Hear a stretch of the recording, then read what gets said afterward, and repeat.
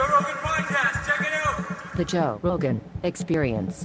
Train by day, Joe Rogan Podcast by night, all day. Hello, Matt Walsh.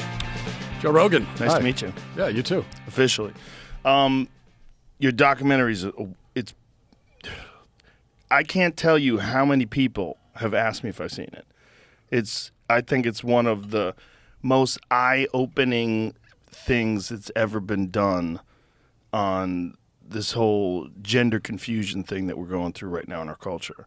And it was just like one of those things where I had to watch. Like, so many people were like, you have to see this. You have to see this. And I expected it to be like, I thought it would be like arguments with people, or it would be very, very confrontational. But instead, I think you did it masterfully. What you did is you just let these people explain themselves the way they would talk if you weren't there, the way they would talk to people who agree with what they're saying. And by not pushing back, I think you allowed them to let all the crazy out.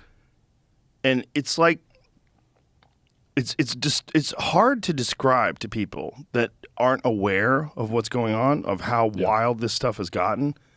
But first of all, tell me, what was the process of making this? Like, how long did it take? What was the motivation behind it? Yeah, thanks for talking about it so much on your podcast, by the way. It's been a huge boost for us. And we, I had this idea. You'd really have to go back several years, because it occurred to me maybe back in, 2017, that when this transgender stuff was starting to really gain mainstream traction, which I think happened really, that was like maybe when Bruce Jenner became Caitlyn Jenner. That was the moment that I think it exploded onto the mainstream. Not when it began, but it exploded onto the mainstream.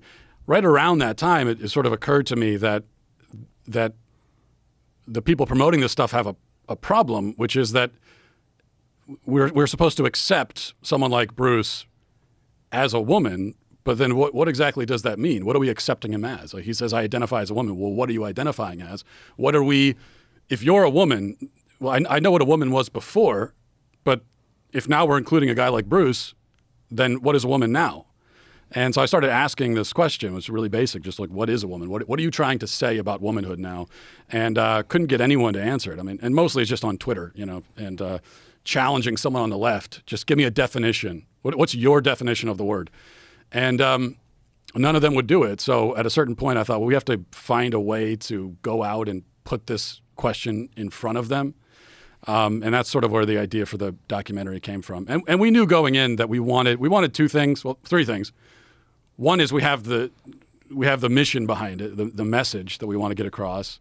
But we also want it to be a piece of entertainment, because a lot of conservative documentaries, not all of them, but many of them are just, you feel like you're watching an extended version of a podcast or something. It's not a piece of entertainment. So we wanted it to be that.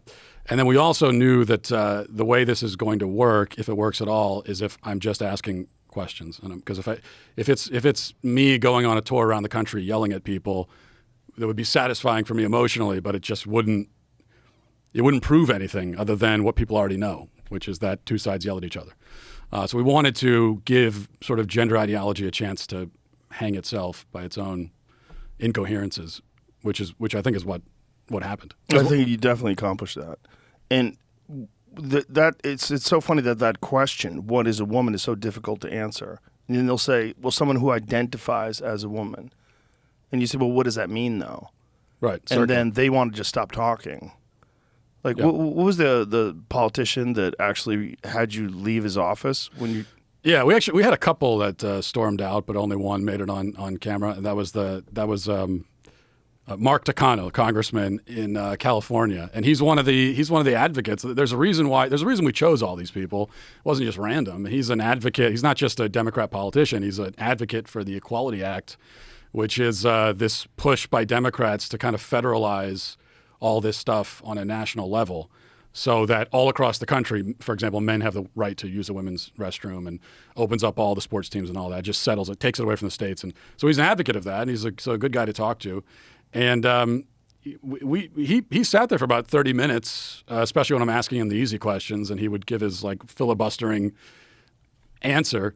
But then once I started asking real questions, that's when he got really uncomfortable. You could even see in the film, he keeps looking over my shoulder, and that's because his aide is standing right behind my back the entire time.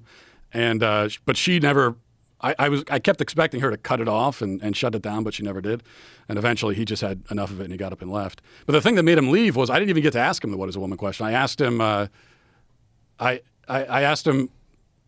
You know, there are males who want to use the women's restroom or the women's locker room, but then there are females who don't want to see an individual with a penis in the locker room. So you've got two competing claims here, two people who have feelings, the women who feel like they don't want to see this, it makes them feel bad to see it, and then the men who it makes them feel bad if they can't use the restroom. So who wins out? How do you balance that? I think it's a fair question. It's a very good question. And that's when he just got up and said, the interview's over, and walked out. Well, in those scenarios where this is where women, particularly like feminists who've always been like hardcore lefties, they're finding themselves in this ideological quagmire. Yeah. They're feminists, they're pro women's rights, they're on the left, and they're not anti-trans, but then all of a sudden this is getting imposed into their world and they're told they have to accept it, or they're transphobic, regardless of this person's sexual history. Like if this person is a sexual abuser, if this person is literally a registered sex offender, they can go into certain places, dress like a woman, and use women's spaces. Yeah. It's the Wee Spa case in Los Angeles. Yes, that's exactly what it is. It's like, I mean, there's so many instances of people gaming the system, right? There's the prisoner who went to jail and immediately decided they were trans and impregnated 2 prisoners while they're in there. Yeah, that's happening all over the country, by the way. Yes. And these women have no. You want to talk about giving a voice to the voiceless? These women have no voice. They're in prison. Who are they supposed to talk to? And they're getting locked in. Can you imagine that? You're a woman. Many women who are in jail are in jail for nonviolent offenses, and now they're locked in a cage, 24 hours a day with men. Many of them are sex offenders. Well, that guy was a murderer. Yeah. I mean, that guy had murdered his foster care father, and the cops who went to the crime scene said it was the worst murder they'd ever seen. He'd been stabbed from his face down to his ankles. He'd just been stabbed an insane amount of times, just a bloodbath. This is the person that just decided right after getting arrested that they identify as a woman. And the other thing to keep in mind, too, is that, yeah, there are men who are just gaming the system, as you point out. I think in prison that happens a lot because they'd rather be in a women's prison than a men's prison. But also in general, like there are different categories of people who transition, and we kind of talk about them like they're all the same, but they're not. And you can kind of break it down by age. Like there's the very young children, a 5-year-old, and we hear that, oh, my 5-year-old is trans. That's 1,000% the parent just deciding they're going to do that to the child because no child even knows what that is. So you have to suggest that to them. Then you have the adolescent girls, and Abigail Schreier's written about this in her great book. And that's the social contagion. They pick it up from society. But then there's the older men who are adults and decide one day that they're women. And for so many of them, this is a fetish. I mean, this is like the thing we're not allowed to say or acknowledge, but it's totally true.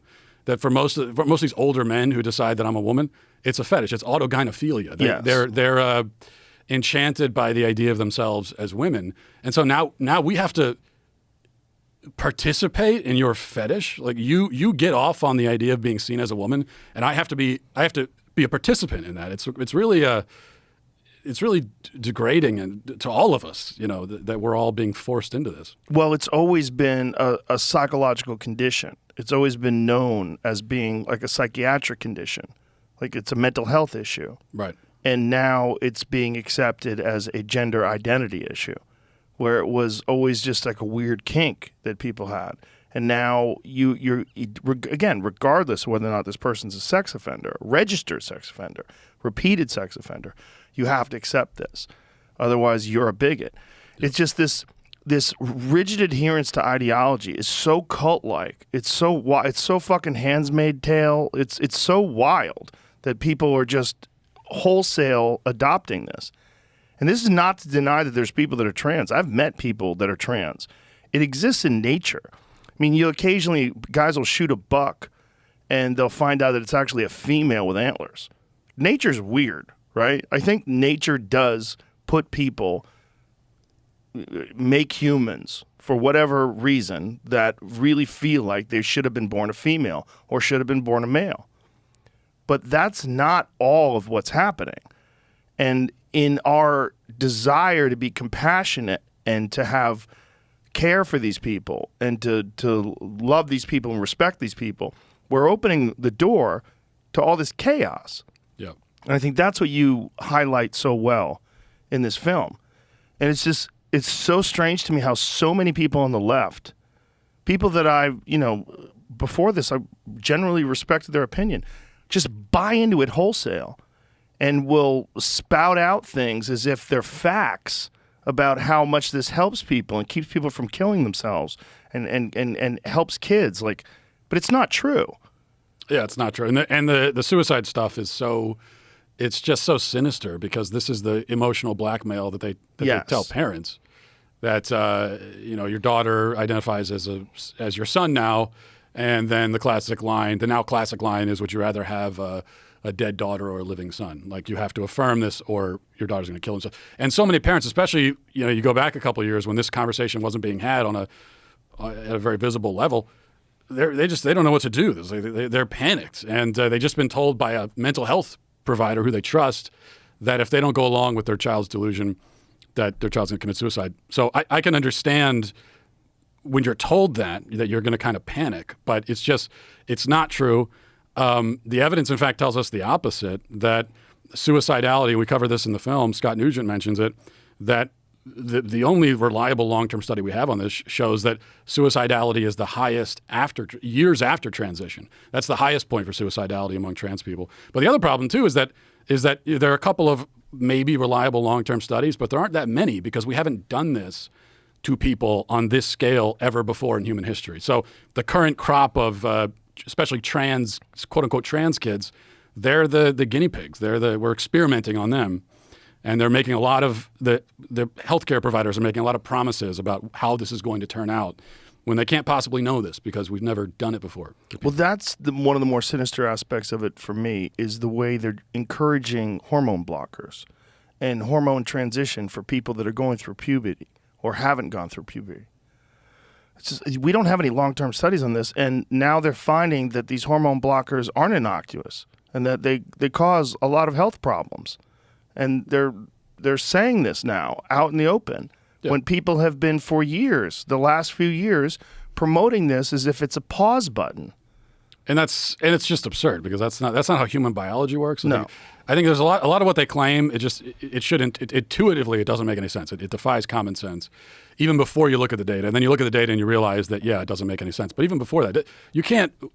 What's being claimed that you can kind of put a child in a state of suspended animation where they're kind of lingering on pause? That's not how the human body works. What you can do is try to suppress the human body's normal natural functions. But when you do that, it's a trade-off. There are consequences. There are always consequences. That's how nature works. And we also know that what are the drugs they use? Like Lupron is a drug they use as a puberty blocker. And it's just a fact that this drug, number one, to begin with, is a cancer drug, originally for older men who have prostate cancer. And they've also used it to chemically castrate sex offenders. I think in Georgia they've used it for that purpose. So it's an actual chemical castration drug used off-label for, 10-year-old or 11-year-old, 12-year-old kids. With no long-term data. Right. And because there can't be. They're promoting it as this is the silver bullet. This is going to fix you. Right. This is the thing that's going to fix all your ails. And the other thing they do is they say that, well, we don't, as this conversation has grown about actual surgery for children, which is happening all across the country, but what they always say is that, well, that's not, that's not really what's happening, especially younger kids. It's puberty blockers, not surgery. And yeah, it might be true that they're not performing actual surgeries on 12-year-olds at this point. At least that's not a common practice. But what they don't tell you is that once you put the kid on this conveyor belt, they're going to probably stay on it all the way to the surgery. You've put them in the system. You've put them on. It is like a conveyor belt system, and they're most likely not going to jump off. You start with the puberty blockers. In almost every case, it's going to lead to the to hormone therapy, and then in a great many cases, they go from there to surgery. And the other thing too is that as they're going along with these drugs, you are taking away You're sterilizing them. You're oftentimes permanently taking away their future fertility. So, you've taken away their capacity to, like a girl, you've made it so she'll never be able to have kids in the future. You've already taken that from her. She has given it up before she even could know what she's even given up. And then for her, it's kind of a logical process. Well, I've already given that up, so I might as well go get the double mastectomy, and then all down the line. And then there's the euphoria that comes with taking testosterone that happens to them. Like almost immediately they have a different feeling and they go, oh, this is how I should have been all along. Now the medicine is helping me. It's also, if someone identifies as male or identifies as female and this is just how they feel they are, what's the logical argument for starting to give them hormones that are not natural in their system? I don't think there is a logical argument. The only argument you ever hear from them, and I know because I've asked, is the emotional blackmail argument that you have to do it because if you don't, they're going to kill them. But another point about the suicide thing I want to mention is that we know that trans identification has risen in the youngest generation, has risen like 20 or 30 fold, right? And what they tell us on the left is that, well, that's not social contagion. This is just people now feel comfortable to live their truth. So there's always been this many trans people. It's just that in the past they couldn't announce that to the world because it was an unaffirming society. Right. So they tell you, well, if that's true, and you had like millions of trans people in the past who are living in these unaffirming societies, and we're also told that if you don't affirm trans people, it leads to suicide, then shouldn't we see, if we look back through history, just this unbroken mass epidemic across the world of people killing themselves in mass because they're not being affirmed as trans? That's not what we find. Shouldn't we see you should be able to go back to 1850 and find millions of kids killing themselves because it turns out they were trans and not being affirmed. But this child suicide almost didn't exist up until very recently.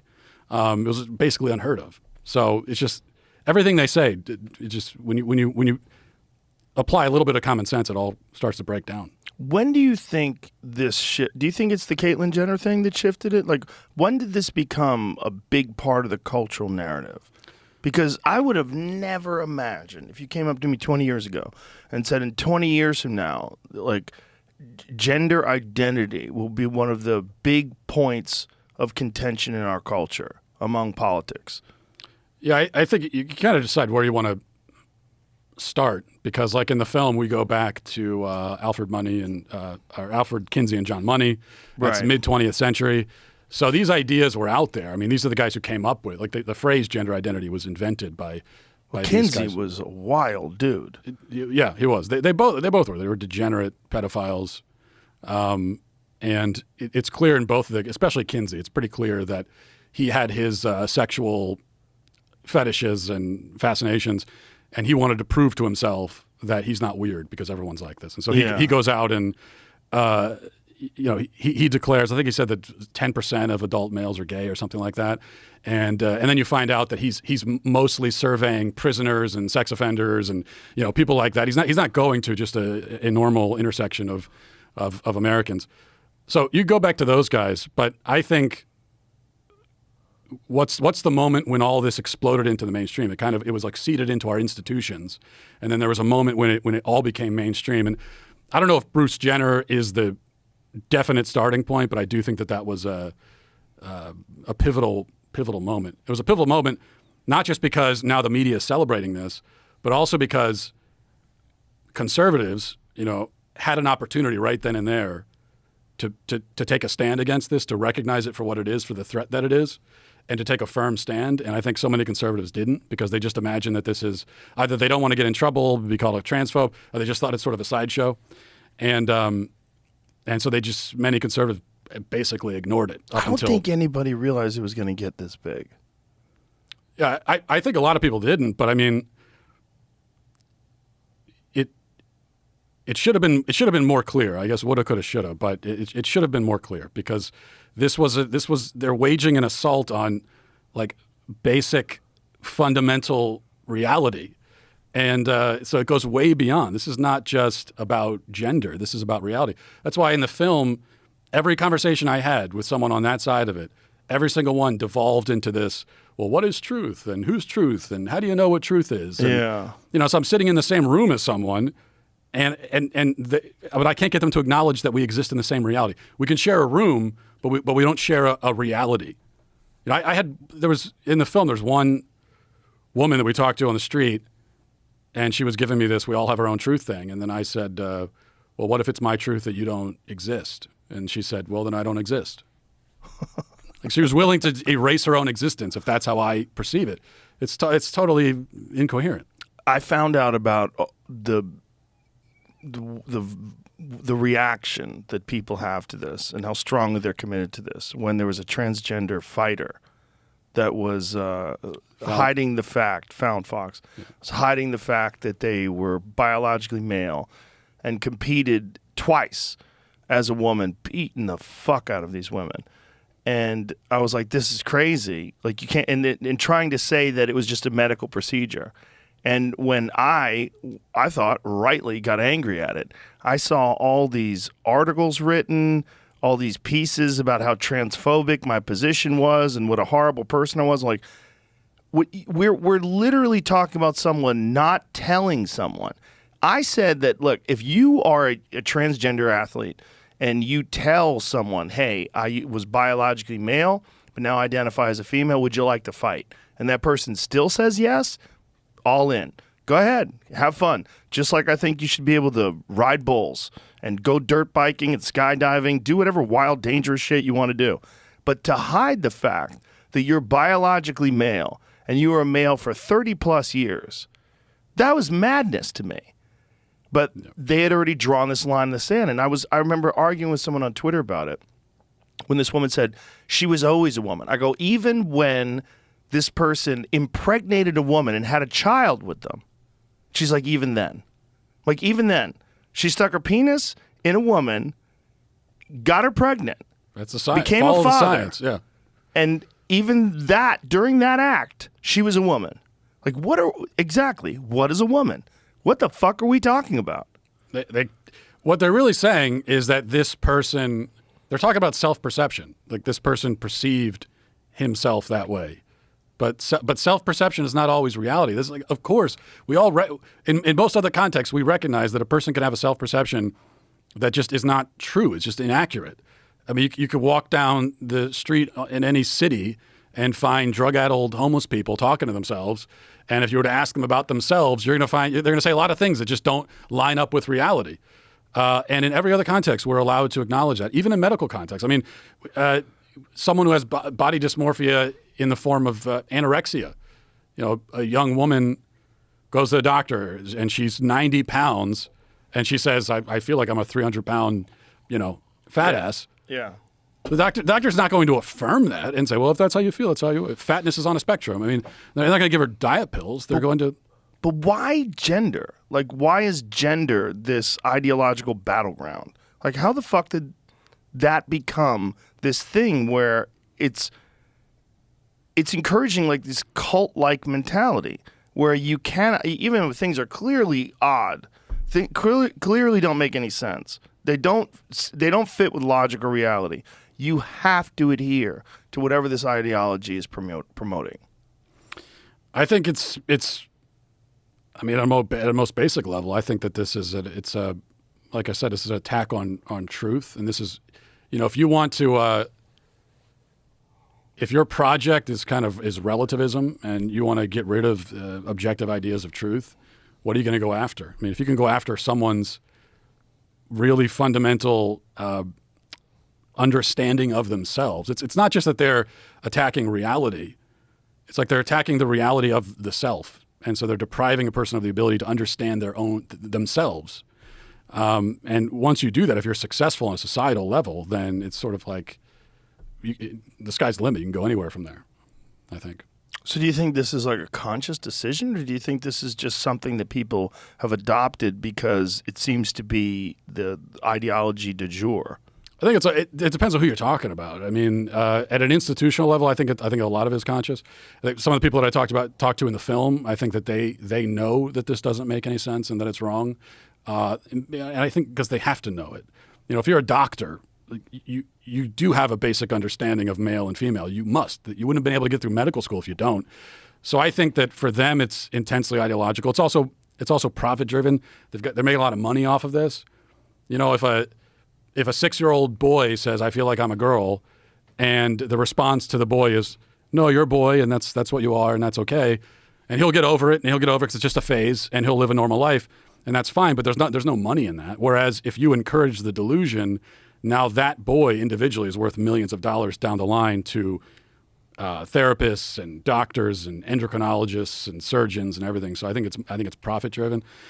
And then there's also just a lot of actual confusion out there. People don't really understand what's going on. And then there's cowardice too. People are just terrified. You know, I've certainly seen a lot of that. People just are scared shitless about being accused of bigotry. Yeah. Losing their social media platforms, losing their jobs, losing their friends. I get this question all the time everywhere I go. Well, how do I deal with this at my job? Because if I reveal that I understand reality at my job, I'll lose my job or I'll lose my family. You know, this is what people are dealing with.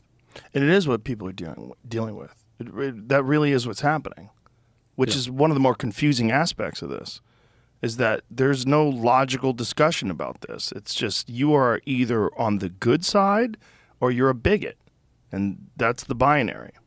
Yeah, and that's because they know that they can't. The people that are pushing this stuff know that they can't defend it. They can't defend it intellectually.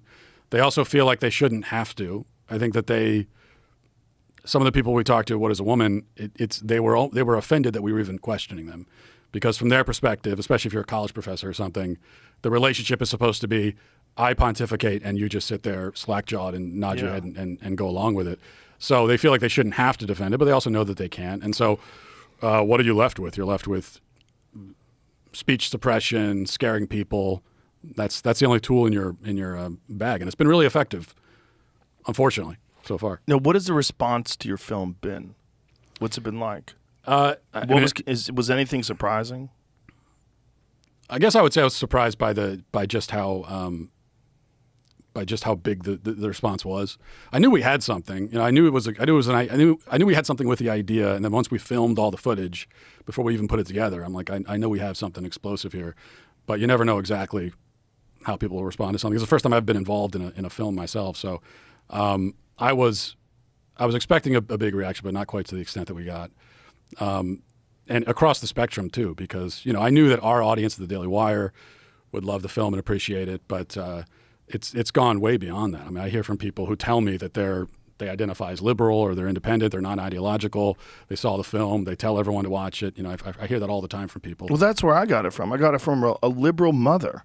Yeah. She was one of the first people to tell me about it. And she's concerned about it because she sees children in her kids' school that are identifying in this way.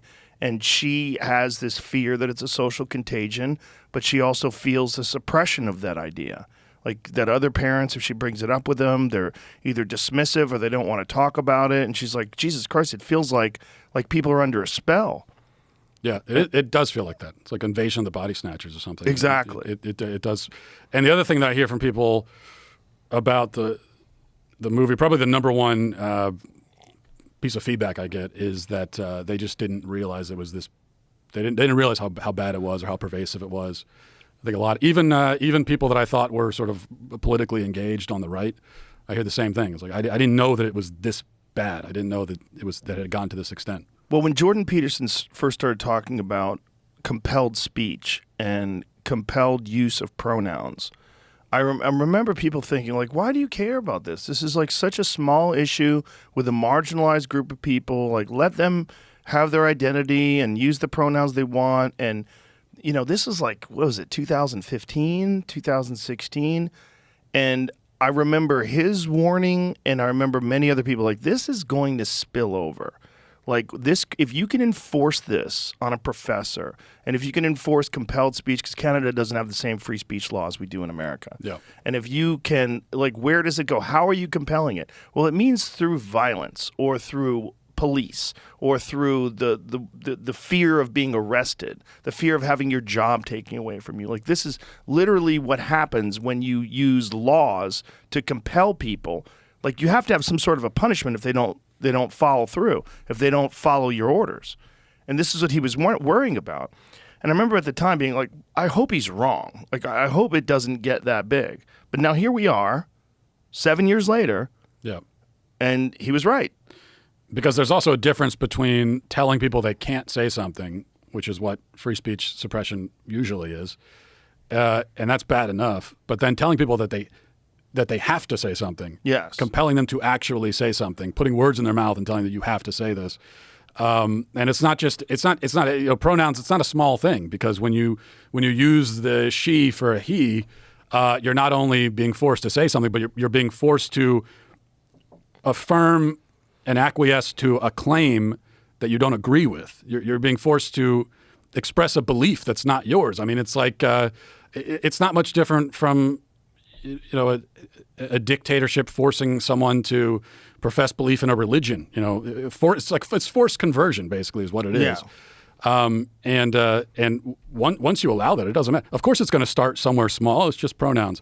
It always starts that way. But like I said, it's actually not small. Pronouns there's a reason why the left makes a big deal out of it. So anytime people on the right say, well, it's not a big deal, in response to the left making a big deal about something, well, they wouldn't be making a big deal about it if it wasn't a big deal. And the fact that they're choosing this hill to defend should tell you that there's something here worth fighting over. My kid was going to school with a girl who was a they-them. She decided she was a they-them. And she demanded that they talk in they-them way. Like, you had to use, when you were referring to her as a plural. This girl wore makeup, dressed like a girl, just decided that she was a they-them, and would get angry if you misgendered her And by not calling her a plural. Yeah. And what does that mean? So we have enough of a problem getting someone who identifies as a woman to tell us what a woman is, but Right. What's a they? yeah, what do you like? Describe to me the feelings of being a they. Can you describe that? What is that experience like? And anytime you ask someone to do that, it immediately descends into incoherence. And also, by the way, the actual gender neutral pronoun for an individual is it. It's not they. So it's interesting that, well, nobody wants to be an it because it's That's dehumanizing. offensive. Right. Yeah. They want to be a they. But yeah, if you're calling yourself non-binary, you have dehumanized yourself, because human beings exist in a sex binary, male and female. If you're rejecting that, you are rejecting your human identity. And so you've already dehumanized yourself. You are actually it. If it's true that you are not a male or female, then you are an it. We don't know what else to call you. And then maybe more importantly, one of the things that you're doing when you're doing that is you're giving people, especially if you do it to young people, you're giving them an opportunity to be special and to get special treatment without any special act. They haven't done anything that warrants that unique behavior. Yeah, I think that's a really important point. I think that's actually so much of this that and people don't notice it, but a lot of this is just standard narcissism. Yes. Especially you listen to these, why is this so common among celebrities now? All the celebrities have trans kids and they're coming out as non-binary and whatever else. And then you listen to them like Demi Lovato or whoever, and you listen to them explain why they're they them. It's always, well, I don't identify with these labels. I'm beyond that. I'm above that. It's like these labels were good enough for billions of humans before you, but it's not good enough for you. You can't find yourself there. But all these other billions of human beings, it was fine. They had no problem. But you're so special that we need to change the rules of the English language for you specifically. It's incredibly egotistical. It's bizarre. It's like if you feel that you're different than everyone else, you're still a female. You're just a different human being who happens to be a female. If you're so unique, go prove it with your actions. Prove it with your work. Prove it out there in the world. But to demand this very special attention, and that's what we give people. Like, if you give people that thing today, there's groups of people that will tell you, you're amazing, you're incredible, you're beautiful, you're brave. It gives them positive affirmation for making these decisions. It's also part of what you're describing is personality, right? I mean, so if you're saying, oh, I'm a female, but I don't identify with girly things, and I don't like the color pink and whatever. Okay, that's your personality, and it's fine. There are many ways to be a woman. There are many ways to be a man. There's like almost infinite ways of doing it, because each man and woman has their own personality, their own perspective of the world, and that's fine. So I think that what I'm expressing is more the kind of traditional idea is much more expansive because it allows you as a man to just be who you are. You're still a man, but be who you are. The idea now is that if you're a man, but you have interests or ideas that fall outside of the standard norm, now you lose your manhood. You're actually a woman. So they're actually reinforcing the gender binary while trying to destroy it at the same time, which is interesting. But I think most of what they're trying to describe is actually just personality. Yeah. And now we have this situation where you could have a person who has 5 different genders and 6 sexual orientations, but no personality because their personality has been subsumed by all of these labels. They've categorized and labeled and everything, and it's really strange. The art exhibit recently where the girls threw soup on the Van Gogh. You know about that story? Oh, yeah. They asked, someone was interviewing them. Oh, Patrick Bet-David was interviewing them and asked them, can I ask what your pronouns are? And she said she was he, she, they. He, she, and they. I go, so you're masculine, you're feminine, and you're plural. She's all of them. She's everything. She's basically like a Hindu god. It's like what are you? This is just laziness. At least choose one. It's just pompous nonsense. It's just, in that particular case, thinking that you're going to fucking cure climate change by throwing soup on a priceless painting and then gluing yourself to a wall. And also, what does it tell you that the person interviewing her knew that she definitely has different pronouns? Like, yeah. You just know like, it comes with the package, which tells you, that, again, that this is an ideological and political thing. It's not an actual identity. If you were one of those people that thought that there was a literal attack on the foundations of this country to try to destroy it from the youth up, what better way to do it than with social media reinforcing all this stuff? I mean, how many TikTok videos have you seen? Like Libs of TikTok is a fucking insane account. And so many people get so angry at that account. She's not creating anything. She's curating. So she's finding all these videos that absolutely exist, and you're angry that someone puts these videos that actually exist of people actually saying insane things about recruiting kids and about teaching kids things in class that makes parents upset, about gender and that all your kids are going to be trans, and all these videos that she's posted, and people are furious, calling it this hard right, far right account of hate mongering account. It's a curated account. She's just finding insane shit that kids are actually being exposed to en masse and bringing it to people that may not be aware of it. Which is journalism. That's why I really think Libs of TikTok is one of the most important journalists in America, right? One of the only ones, because there aren't many journalists out there that are actually doing their job of finding things people don't know about and alerting them to it, because that's what you're supposed to do. But I think a lot of it is these are things that people post on their own. Also, when she posts stuff from a children's hospital saying that these are the procedures we perform on kids, they're just reposting what the hospital said themselves. But the point is that they don't want us to see it. So the Children's Hospital, they've got it on their website, and they want only the people who have already bought it. Because if you're going to a Children's Hospital's website to look up gender affirmation care, quote unquote, then most of the time you've already bought in. And so they want you to see that. TikTok, they look at that as like it's all the young progressive people, and they're okay with them seeing it. But they don't want us outside of those bubbles to see these things. Yeah, and the idea is against it, is that it's misrepresenting, that she's unfairly highlighting these radical people that are not the norm. But like, says who? Says who? These are just, all you're doing is looking at real videos.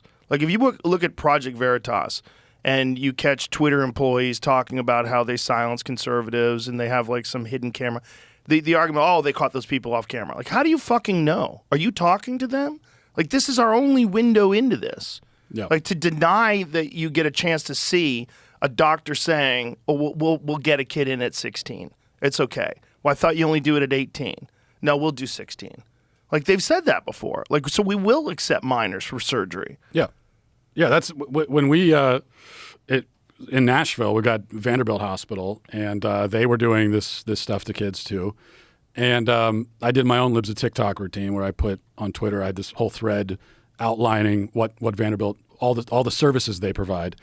And And I was accused of the same thing. Oh, you're taking it out of context, or this is misinformation. It's like I'm documented. This is what they said. This is on their website. I have the documents. I have the videos, and they said all that. But then the interesting thing is that after we reported on it, and it was this big deal, Vanderbilt Hospital, after a couple of weeks, sent a letter to our state legislators saying that they're going to put a pause on gender affirmation surgery for minors. Well, if you're pausing it, I thought it wasn't happening. Because if you're pausing it, it means that it was happening.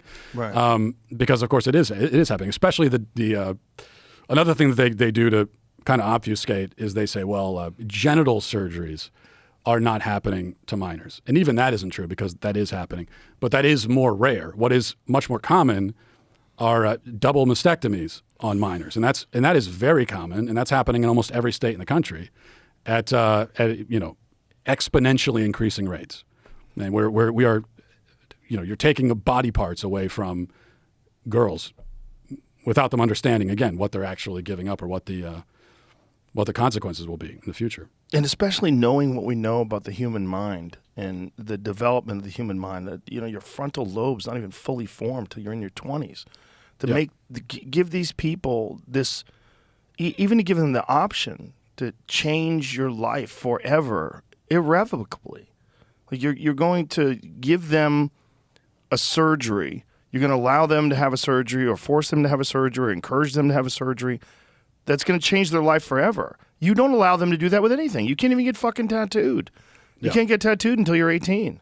Yeah, I mean, when I was growing up, I remember the job of adults was always to stop us from doing all the incredibly stupid things we always wanted to do. Yes. Especially as you become a teenager, you're hormonal, you're impulsive, and so the jobs of an adult is to be the guiding force, to provide insight, to be a source of maturity.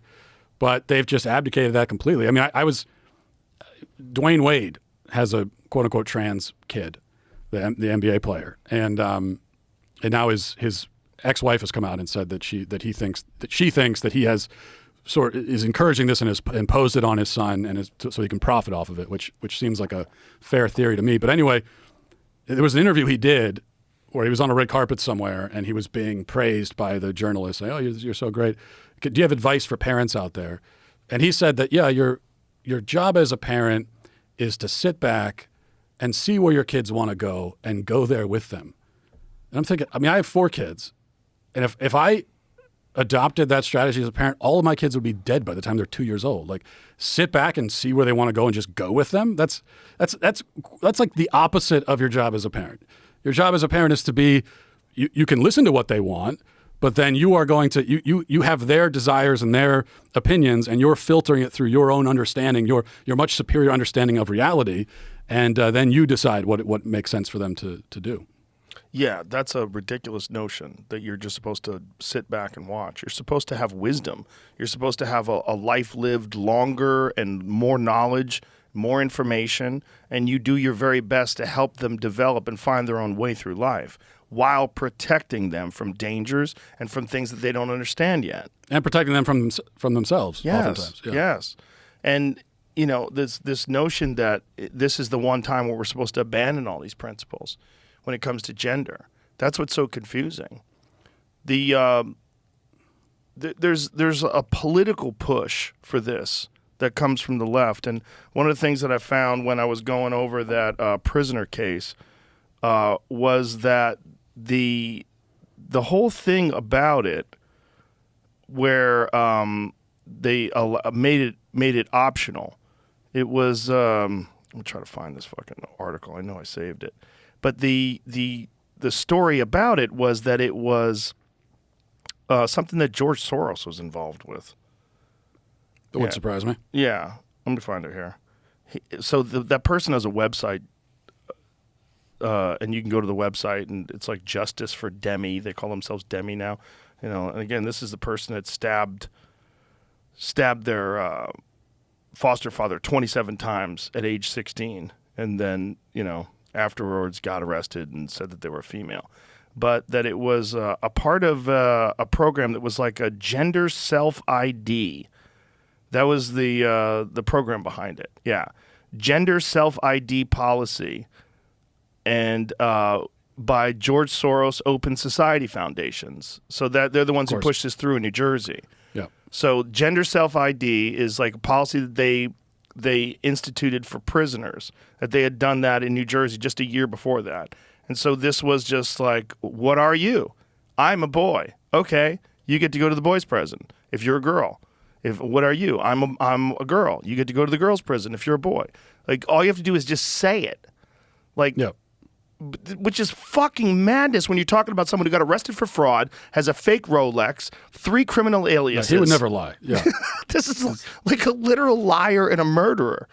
And you're like, well, he wouldn't lie about gender. It's impossible. There's no way someone's scamming the system. Well, they really have no choice but to institute policies like this. This is the corner they painted themselves into. It's like, because if they suggest that there's that you have to offer any proof at all, then that is to acknowledge that there's some sort of reality outside of the individual whim, you know? Yeah. Even to say that, well, there has to be a letter from, because this used to be the thing, you got to get a letter from 2 mental health providers who will affirm that this is true about you. Well, they don't even want that, because then who's to say, well, why does that person get to say? It's like, only I'm the only one who gets to determine my own biological identity. And you end up with policies like that. And not surprising that George Soros is behind it. Well, Oregon is one of the weirder ones, because Oregon will allow places to prescribe testosterone to young girls when they're as young as 15 years old without consent from the parents at all. Yeah. There's not another thing that you can get at 15 that's going to change your life like that. Yeah, and that might change, because they are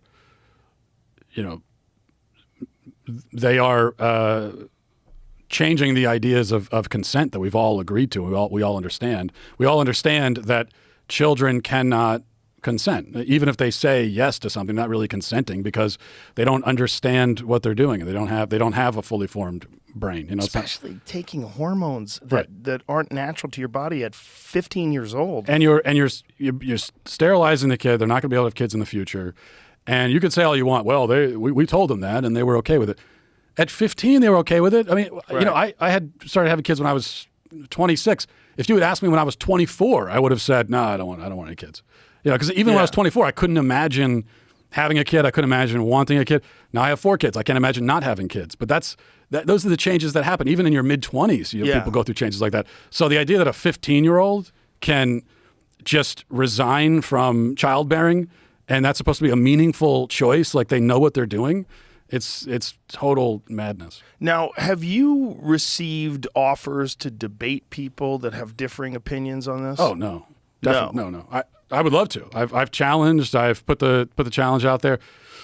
I go around to college campuses. We're on a college campus tour right now, screening the film, and everywhere I go, of course, there's protests and everything. But it's a YAF tour, and Young Americas for Freedom, and the policy there is, if you're in the room for the lecture, we get to the Q&A portion. If you disagree, you move right to the front of the line.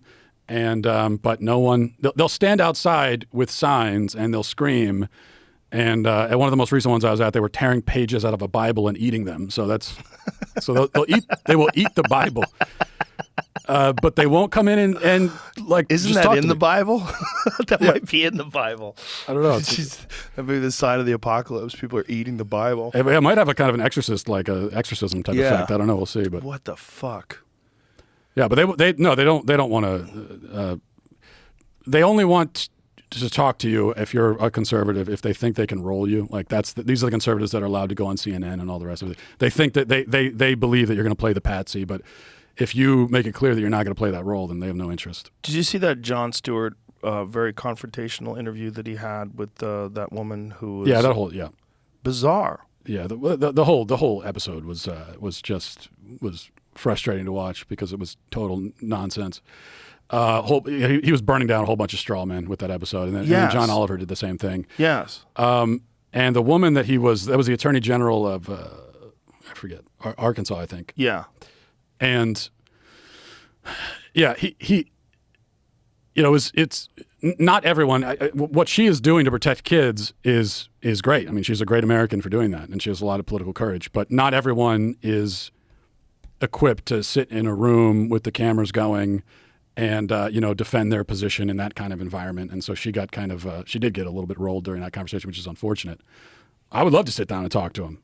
Yeah, but he's not going to talk to somebody like me. Well, why these? That's the point. Like that would be a real conversation, and the way he did it with the straw men, and the way he was talking about affirming their health care and affirming their gender, and his whole thing with her was just about the medical consensus, and he kept saying, "Well, all these doctors say that we should be transitioning kids. So who are you to say otherwise?" The mistake that she made was to play that game, and then she said, "Well, but there are other doctors who say that it's not okay." And so now you're playing this credentialism game, right? And you're to authority, right? And once you do that, first of all, you're going to lose because it is true that the medical industry has largely bought into this, and so you're going to lose that contest. But what you should be pointing out is that, first of all, the people that you're appealing to as authorities are all of the people who are making a lot of money off of this. So the only people we should trust about the questions of gender affirmation are the ones who have a financial stake in it. That doesn't make any sense to me. And then also, I don't care what letters they have next to their name. I don't care if they went to medical school.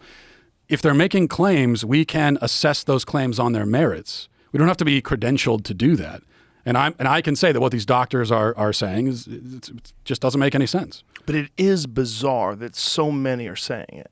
It is bizarre that so many in the community that we have always assumed is protecting the best interests of personal health and wellness, that these are the people that are saying it so often.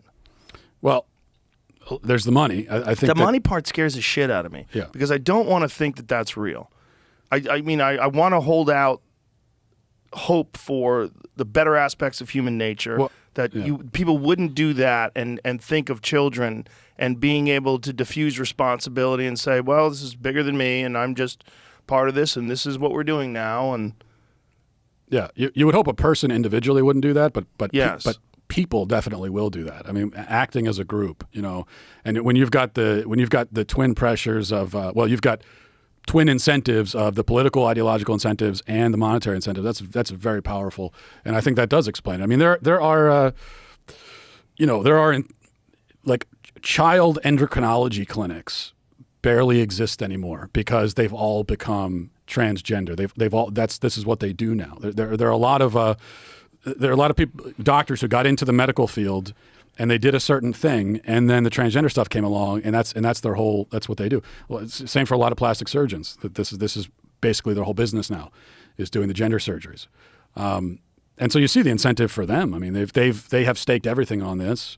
They've also staked their professional reputation, because that's the other problem. Not only is it the political incentive and the money, but if they admit that they're wrong, then they're also admitting that they have horribly disfigured and abused thousands, maybe millions of kids.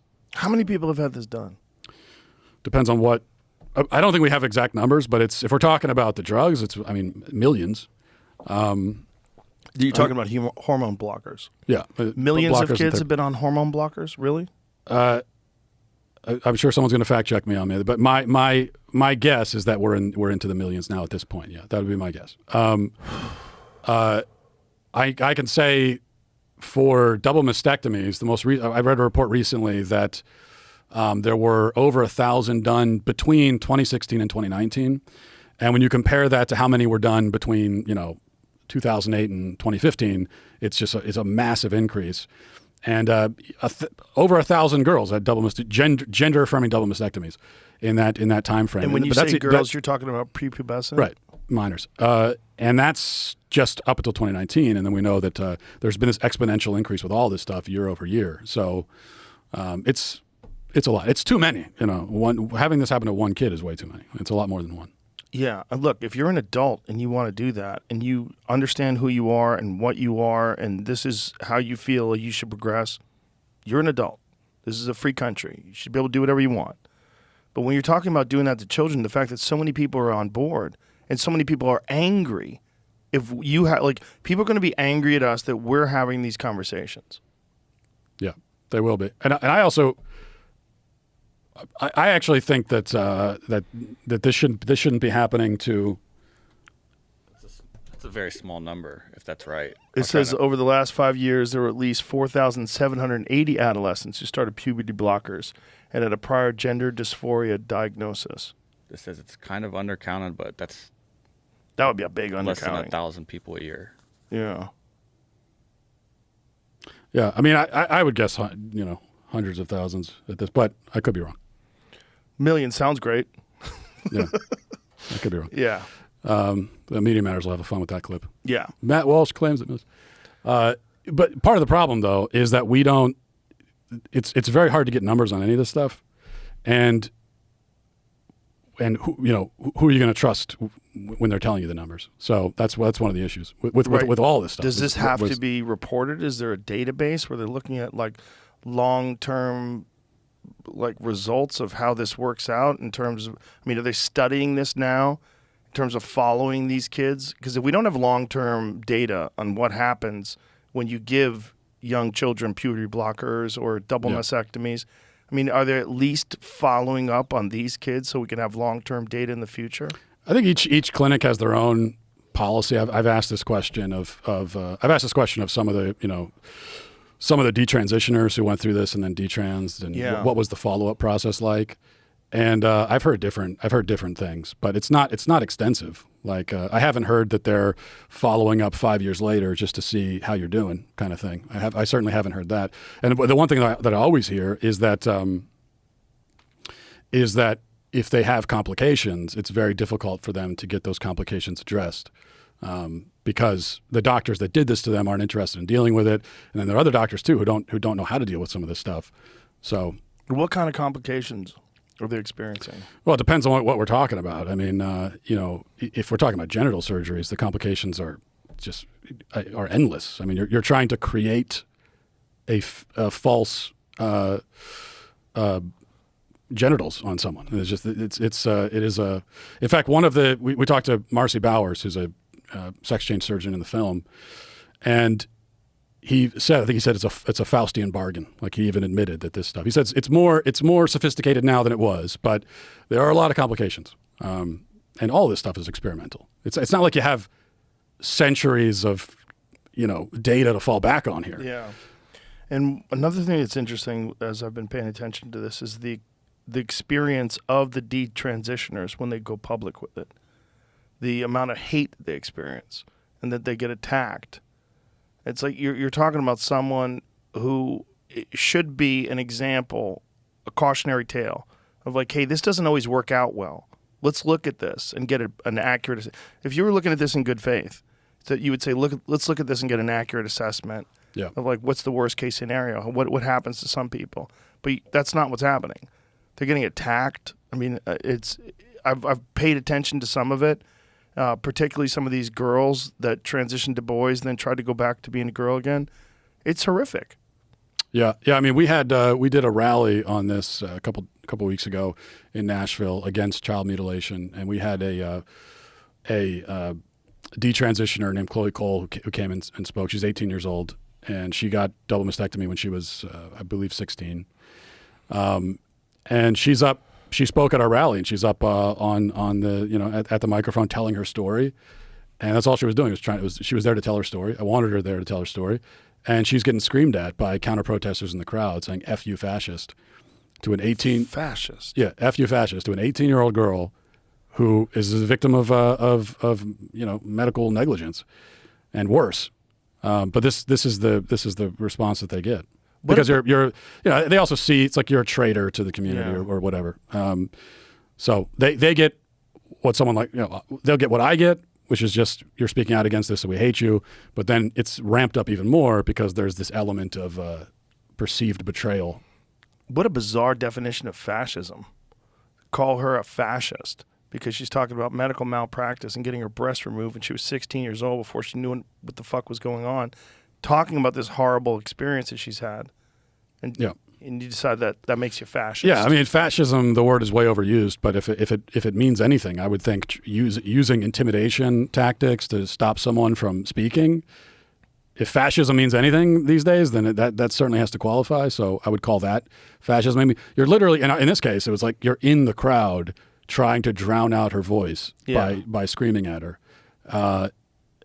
I don't use the fascism label because I think it's silly how often it's used. But I would, if we're going to call something fascist, I would call that a fascist response. It's certainly more fascist than her. It's it's bizarre to me that no one is standing up to try to counter your claims and wanting to go public, and wanting to have some sort of a public debate.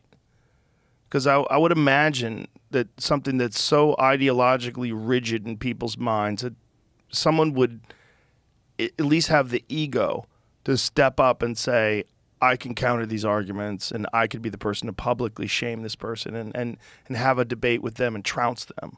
Yeah. With facts and reality and opinions and describe the shared experiences of these people that have gone through this, and it's greatly enhanced their lives, but no one's doing that.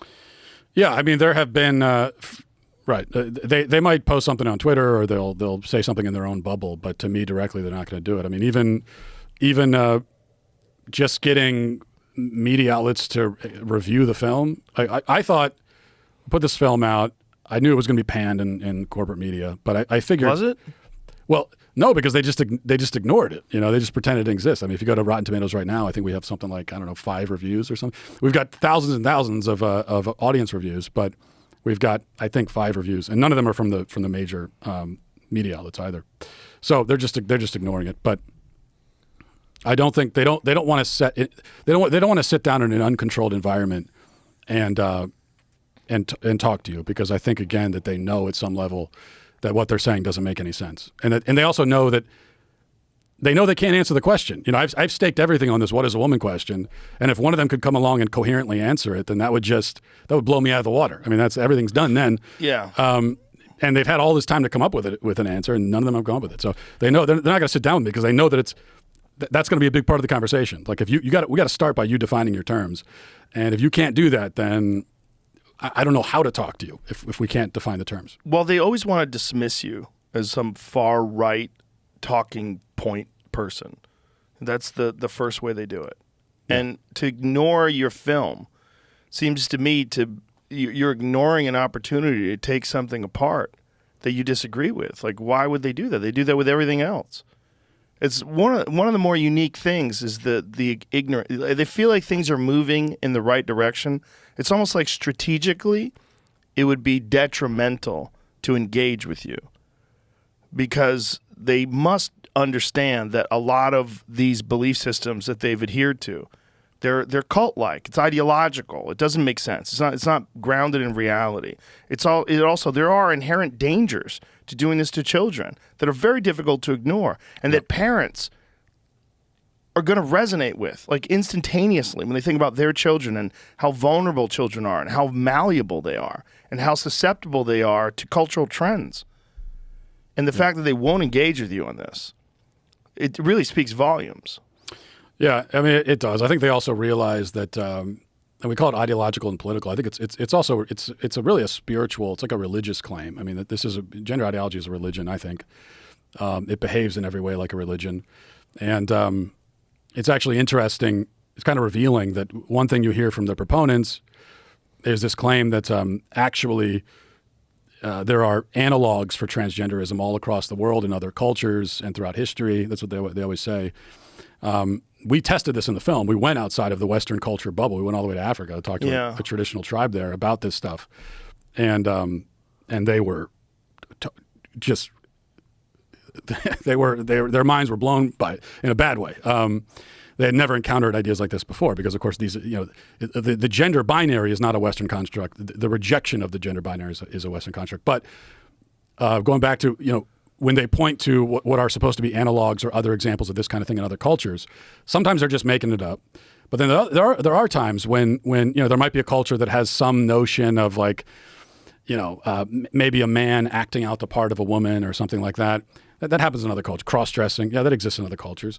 But the difference is, number one, in those cultures, they don't think that the man actually is a woman. Like, they don't believe in pregnant men in those cultures. They know that he's acting out something. That's the point. And then the other point, too, is that in these other cultures where this exists, very often it is like a religious, spiritual sort of thing. They talk about, in fact, they include it now in the LGBT acronym is Two-Spirit, which is supposed to be the Native American version of transgenderism. Yes. And that was invented in 1990 by gay activists. So it's not like this goes all the way back to the Comanches on the Great Plains. But even that, think about the Two-Spirit. It's a spiritual. That's a religious thing. which is really what they're doing here. This is That's really what the 2 is? yeah, 2S, two spirit. Yeah, So in the LBGTIA2 Two- plus... yeah, 2S. That's what it's. The acronym has That's what 2 is. It's two-spirit. two spirit. Yeah, That's a new one. How long is that going to get? I mean, there's no limit because they and also because the identities are becoming redundant. You know, they Right. Like gay and queer. yeah. I mean, demisexual is one of the newer ones. I think. Is that in there? I don't know if it's in there. I mean, it's a thing. Should Demisexual. be. What are they, bigots? Put it in there. Yeah. But what is what I looked it up once. Demisexual is a person who needs to be emotionally attached to someone or needs to emotionally connect to someone in order to be sexually attracted to them. And you hear that and you're like, well, that's women. That's what a woman. That's like every woman. And then there's also it's ridiculous because I don't remember the label, but there's the opposite of that too. They're the people that don't need the emotional attachment, but they still have sexual or erotic feelings. I was under the impression that in Native American populations that two-spirit thing was a historical thing, that they had always had members of their tribe and that they valued that seemed to have the perspective of both a female and a male, and that they could make sense of things. The term two-spirit was coined, I believe, in 1990. What they'll claim is that, the term might have been coined in 1990, but it speaks to something that existed before. Right. But even if that's true, my point is that, number one, you are talking about something spiritual, okay, which is not what the gender ideologues are claiming here. They're claiming something. They're not saying it's spiritual. They're saying it's physical. Like a trans woman is a woman. Like a man who says he's a woman actually really is one. Not just spiritually is one, but is one. That's the difference in the way it's being approached today. And it's a really significant difference. Now, if they want to just admit that they're making a spiritual claim, and what they're claiming is that, I don't know, a man can end up with a woman, with the soul of a woman or something like that, that would be progress at least, because now we are framing this conversation correctly. I still think it's an incoherent claim, but I mean, how can a man have the soul of a woman? Sort of by definition, if a man has a soul, then it's a man's soul by definition. It's like how you define the soul of a man. But yeah, I guess that's a tricky one because what's prove a soul, right? But that's my point. If at least if they would just admit that this is what we're trying to point to is some kind of spiritual essence, then we can have that conversation. And I still disagree, but at least you're admitting that there's nothing physical here. What is the longest conversation you had when you were filming this documentary? Like, what is the longest sit down you had with some of these people? Somebody on the yeah. It was probably Marcy Bowers, the sex change surgeon. Talked to him, who identifies as a her. Yeah. For I don't remember the exact amount, but I think it was over an hour. She seemed very confident when she was talking about these things. Yeah, most of the people we talked to on that side were really closed off and didn't want to open up and say anything. That was not the case with Marcy Bowers. Although there's an interesting thing that made it into the film there, where I brought up transabled people, which is a real phenomenon. People who feel like they have two arms. Someone who has two arms feels like he should have one arm. Yeah. Should we take that self-identity seriously? And what I was told by Marcy Bowers is no, that's kooky. Exact words.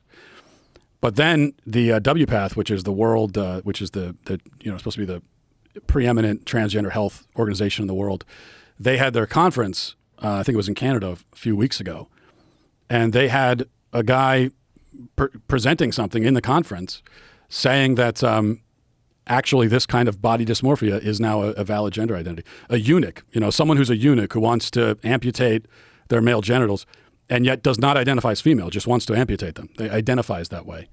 That now that's a valid gender identity.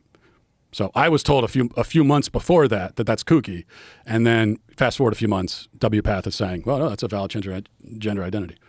That's what's interesting about the social contagion aspect of it, is that it does seem to spread and change and morph depending on what people accept and what people are willing to agree to. And then once people do agree to that, that a eunuch is a valid sexual identity, well, that'll become doctrine.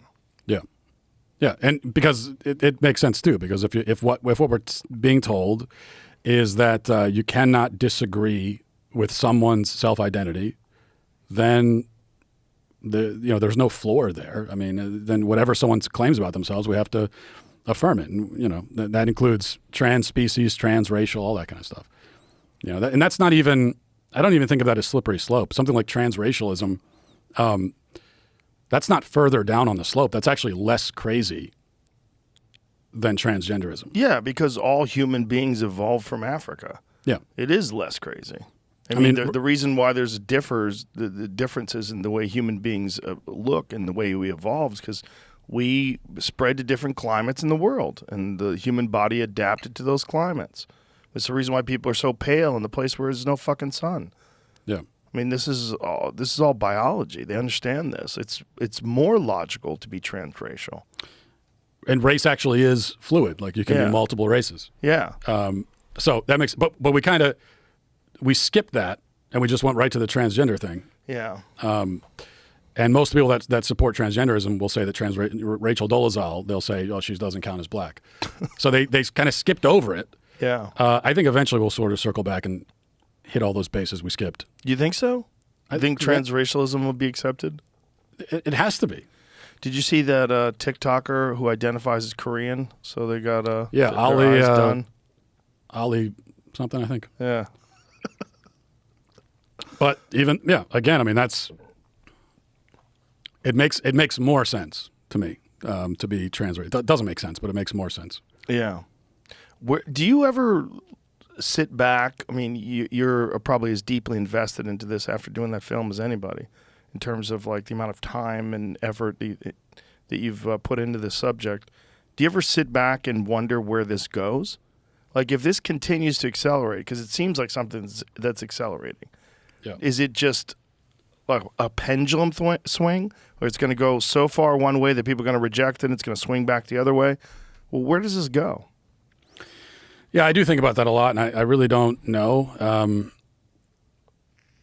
I think the stuff with the kids, I think what's happening to kids, I do think there's a building backlash to that, and I see the dam breaking there. I think people are just rejecting it, and so that's an area, that's a part of the fight that I think we can actually win, and relatively soon. I think we are winning it because people intuitively they see that, and most people, you don't have to explain to them why it's wrong to transition kids. All you have to do is tell them that it's happening. And because most people don't know that it's happening, and then once they're aware that it's happening, they're like, oh yeah, that's crazy. We can't do that. No matter where they fall in the political spectrum. Have you thought about putting together like a comprehensive group of interviews of detransitioners and making a documentary on that? I don't know about a documentary, but we actually are working on something like that right now. Talking to detransitioners and because that's the fallout from all this. That's the horrible loss, is these people that made these decisions when they were kids, whether they were urged to or influenced to or whatever, and now they're stuck.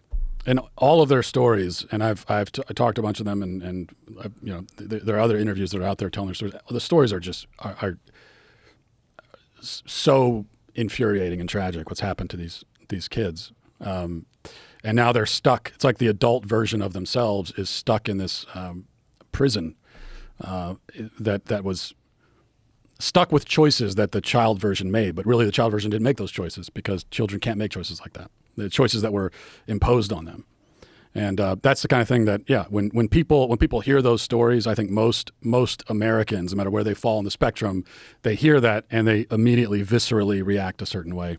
So I think that we could see a backlash because when it comes to gender ideology in general, I think it's a much longer fight. That's a generational battle. How much coverage has this gotten, or like how many views? Do we know how many people have seen that documentary? Not exactly, because what I can say. So the Daily Wire, when the film came out, we got 300,000 subscribers from the film. To people that wanted to watch the film, 300,000 subscribers in a couple of weeks. Prior to that, the Daily Wire over 5 years had gotten 600,000 subscribers. So we increased it by 50% in just a couple of weeks. In terms of like how many total people have been exposed to the film. It's hard to tabulate because we've got all the people on the Daily Wire platform, and they're all the clips that are circulating all over, especially on TikTok. Apparently, it's a big thing on TikTok. I'm not on there, but and then I wasn't supposed to mention it on air, but then also there's like these bootleg copies people have, which you shouldn't watch, but they're uploaded to other platforms. Right. So Yeah. it's the point is it's just a presence. It's out there and Millions. I would say million. I mean, I predicted millions before and I was wrong. So okay. In this case, definitely millions. And for you, when you had a sense of what this problem was before you made the documentary, is it worse than you thought it was? Like, what is it like? What is it like for you as a person, as a parent, going over this material and investing so much time into it, and then having a newfound sense of what this problem really is? Yeah, it was filming it was, we would go. I can remember we went to California, we went to San Francisco, we're walking around San Francisco. That's where we talked to the sex change surgeon, Mark Takano, and talking to people on the street. And yeah, it was very emotionally, it's just sitting across the room with people like this and they're saying all this stuff. It's emotionally draining. But then coming home and seeing my own kids and knowing that all of this is like waiting for them out in the world, and they're younger. They haven't been exposed to it yet, thank God. But it's there. There are these forces out there that want to take their innocence, take their knowledge of themselves away from them. And it's it does fill you with a lot of trepidation. I mean, parents, especially parents of younger kids, are just terrified. I talk to parents all the time that are terrified of this. They're terrified of the day when their daughter comes home and says, "I'm a boy," like it's happened to so many other parents. They live in fear of it. Do you take any hope in the response to this film? Because the response has been from the people that I've talked to, and obviously it's a biased group, has been overwhelmingly concerned. That at least you've sort of sounded the alarm. And let a lot of people know that aren't on TikTok, that aren't paying attention to social media, but then some, parent at a volleyball game pulls them aside and say, "There's something you should watch." Yeah, I do feel encouraged by that. I find some hope in it. And even, like I said, going to college campuses, and there's the protest, but also we've got these huge rooms of kids that are coming. They want to watch the movie. They want to. So those of us who understand the reality and are proponents of objective biological reality, we're not as alone and outnumbered as we think we are. I don't think we're outnumbered at all, in fact. The problem that we face is that the institutions are against us. So we might have the numbers, but we don't have the institutions. The medical field, academia, the school system, government, they've all been captured. So that's the big challenge that we face, I think. I do agree that you're not outnumbered, and I think the numbers overwhelmingly are concerned. The numbers of parents, the number of people that are rational are overwhelmingly concerned. It's just so strange to me that the media, especially left-wing media, seems overwhelmingly to be in support of this minority position. Yeah, and because they exist in their bubble. And they're all far left, and these bubbles are very real and powerful. That's the other thing that really jumped out at me making the film, is that you go into these areas. I think it's one of the reasons why some of these people were willing to sit down with us to begin with, is that they live in this bubble where nobody would ever challenge these ideas. Everyone is bought in, and they can't even imagine that anybody would disagree. And that's our media. They're all Los Angeles, California, whatever. That's Hollywood media, New York, right? DC. So they live in these bubbles, and they just can't. They've insulated themselves from criticism. Have you talked to anybody that had one opinion of it and then saw your film and it changed their mind? Yeah, I've heard that a lot. I mean, I haven't specifically heard from someone who is like far left, purple hair, and they had a awakening moment from the film. I hope that happens, and it has happened. I haven't heard that, but it's more I've heard from a lot of people who didn't believe or weren't willing to accept that this was a big problem, and now understand otherwise. And then, yeah, some people who identify more on the left and were sort of okay with it and weren't very comfortable with it, but they were okay with it, and they thought that, well, let's just be polite and go along with it. Then they see the film and they hear us talking about it, and they see that this is not something that they can countenance. Where does this go, Matt? Like, where does this go? Yeah, Who would have ever thought we'd be here? yeah. So where does this go? It's hard because, like I said, it seems as though we've already seen the craziest manifestation of this. So I do think that we move on to, this destruction of reality will continue, and it will get into other forms of identity, and so transracialism, even trans species, and all that kind of stuff. So I think that will happen. And what I'm worried about is for my kids' generation, Gen Z, like fast forward 20 or 30 years, what does it look like for them? What does that generation look like? What's the suicide rate among Gen Z and the youngest generation in 20 or 30 years after they've all, so many of them have bought into this and maybe they've gotten the drugs, the surgeries, and then 20 or 30 years hence, what's that? I think we're looking at just the suicide rate already is sky high. I think we're looking at a historic, unfathomable epidemic in the future. Do you think that litigation, do you think that people suing people for having done this to them when they were younger, do you think that in any way would try to right this ship? I don't think it rights it, but I do think that there needs to be legislation that opens up that possibility, because as it stands right now, people that are the victims of this, they don't really have any legal recourse. They don't? I don't think so. This is what I've heard. It's essentially they don't. And one of the reasons is that yeah, the doctors perform these procedures, but the procedures are illegal to do, and it is ethically and morally it's medical malpractice, but it's not legally medical malpractice because they're allowed to do this to kids. But they're not allowed to do it to minors, right? Are they allowed to do it to minors? Well, it depends on what we're talking. The drugs, they're certainly allowed to. Double mastectomies, they're allowed to. And then genital surgery? Genital surgeries, it depends on the state and where you are, but there are definitely states where these genital surgeries are happening to minors, absolutely. They're not as common as the drugs and the double mastectomies, but they are certainly happening. But so if it shouldn't be legal, but it is, doctor does this to you, then what's your legal recourse down the line? That's the problem. That's why the laws need to change, to give people that recourse, to protect kids right now, but then also to give them legal recourse down the line. When you make a film like this, is this how much does this affect your daily life? I mean, obviously you got engrossed in the subject. How much does this affect your daily life? How much does this affect the way you view the world? And, as a parent, looking at the future and hope for the future, because it seems like this is just one aspect of a deterioration of our society. Yeah. That's prevalent. Yeah. It's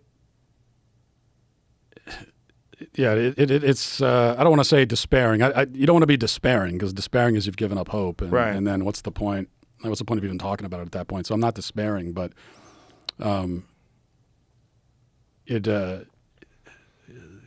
sometimes I feel close to the edge of that, I suppose. And it has been, it's on one hand, I feel like there's not a lot of hope for the future, but then at the same time, we put the film out and it gets the kind of response that it does. And I do see this building backlash against at least what's happening to kids. So, and I think what I mentioned before is kind of it. That's the tension, is that we do have the numbers, and so there's the hope in that. But the institutions that run the country are so completely captured that to claim those institutions back, that's the generational project. Yeah, like when you saw Biden get interviewed by that trans TikTok star, imagine of all the people he chose to be interviewed by. Yeah. What bizarre narrative are they trying to push where they promoted the president getting interviewed by this super bizarre TikTok star that talks about being a woman for 260 days. I've been a woman for 260 days. I'm like, God bless you.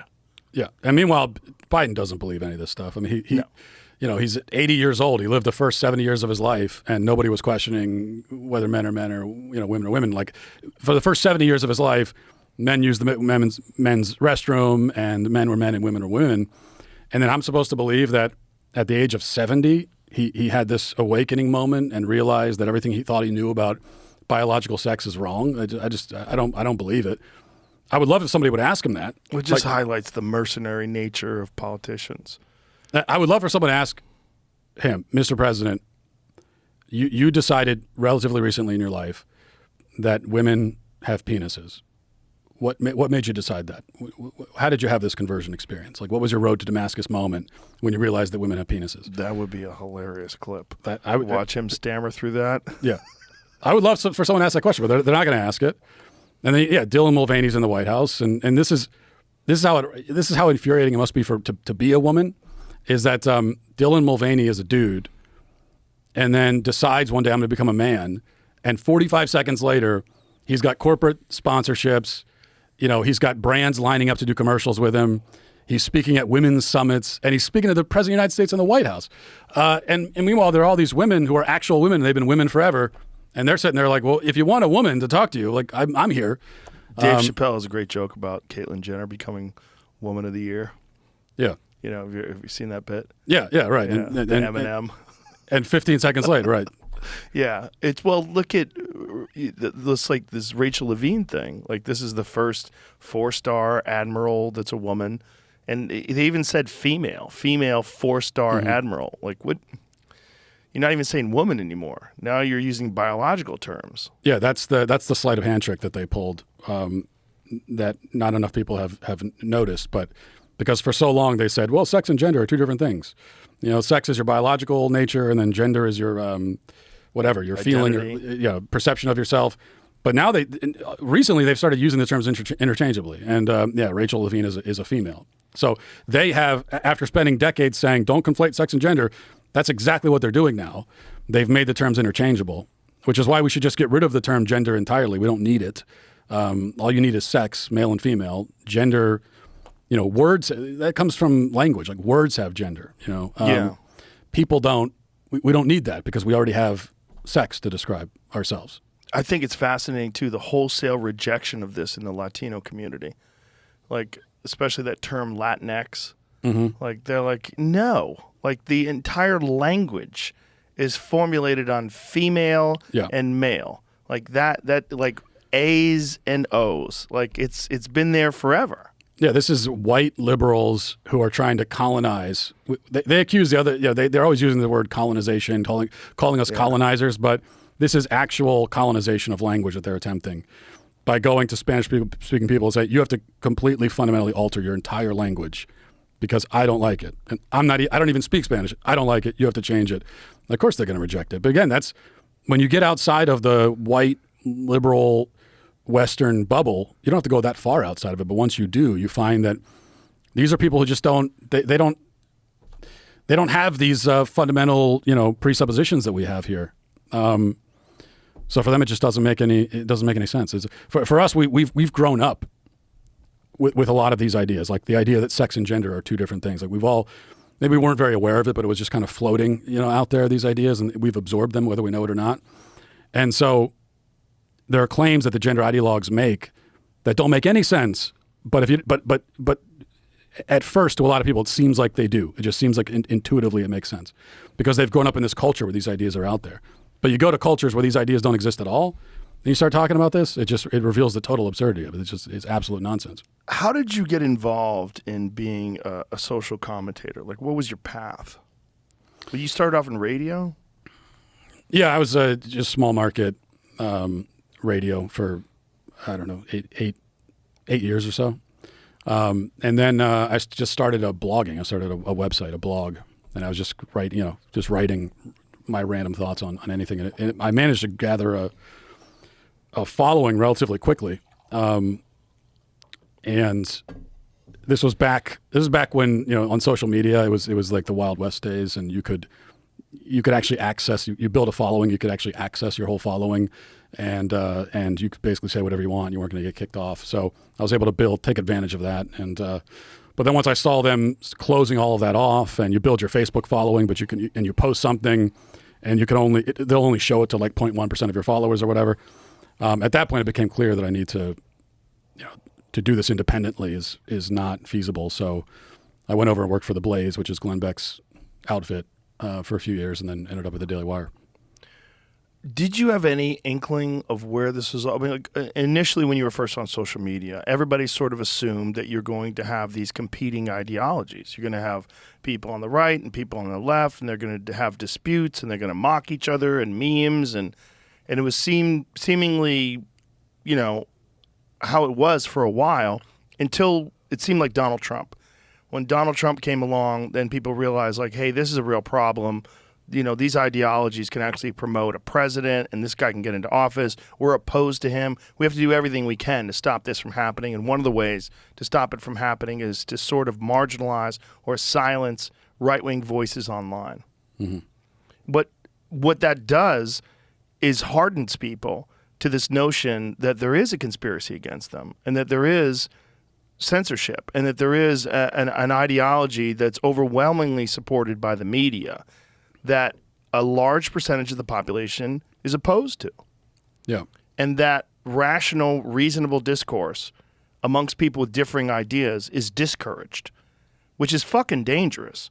It's not good for understanding what ideas are good and what ideas are invalid, and seeing them all argued and fleshed out and having debates has always been the way we can discern what's right and what's not. What's correct? What resonates with me? What makes sense?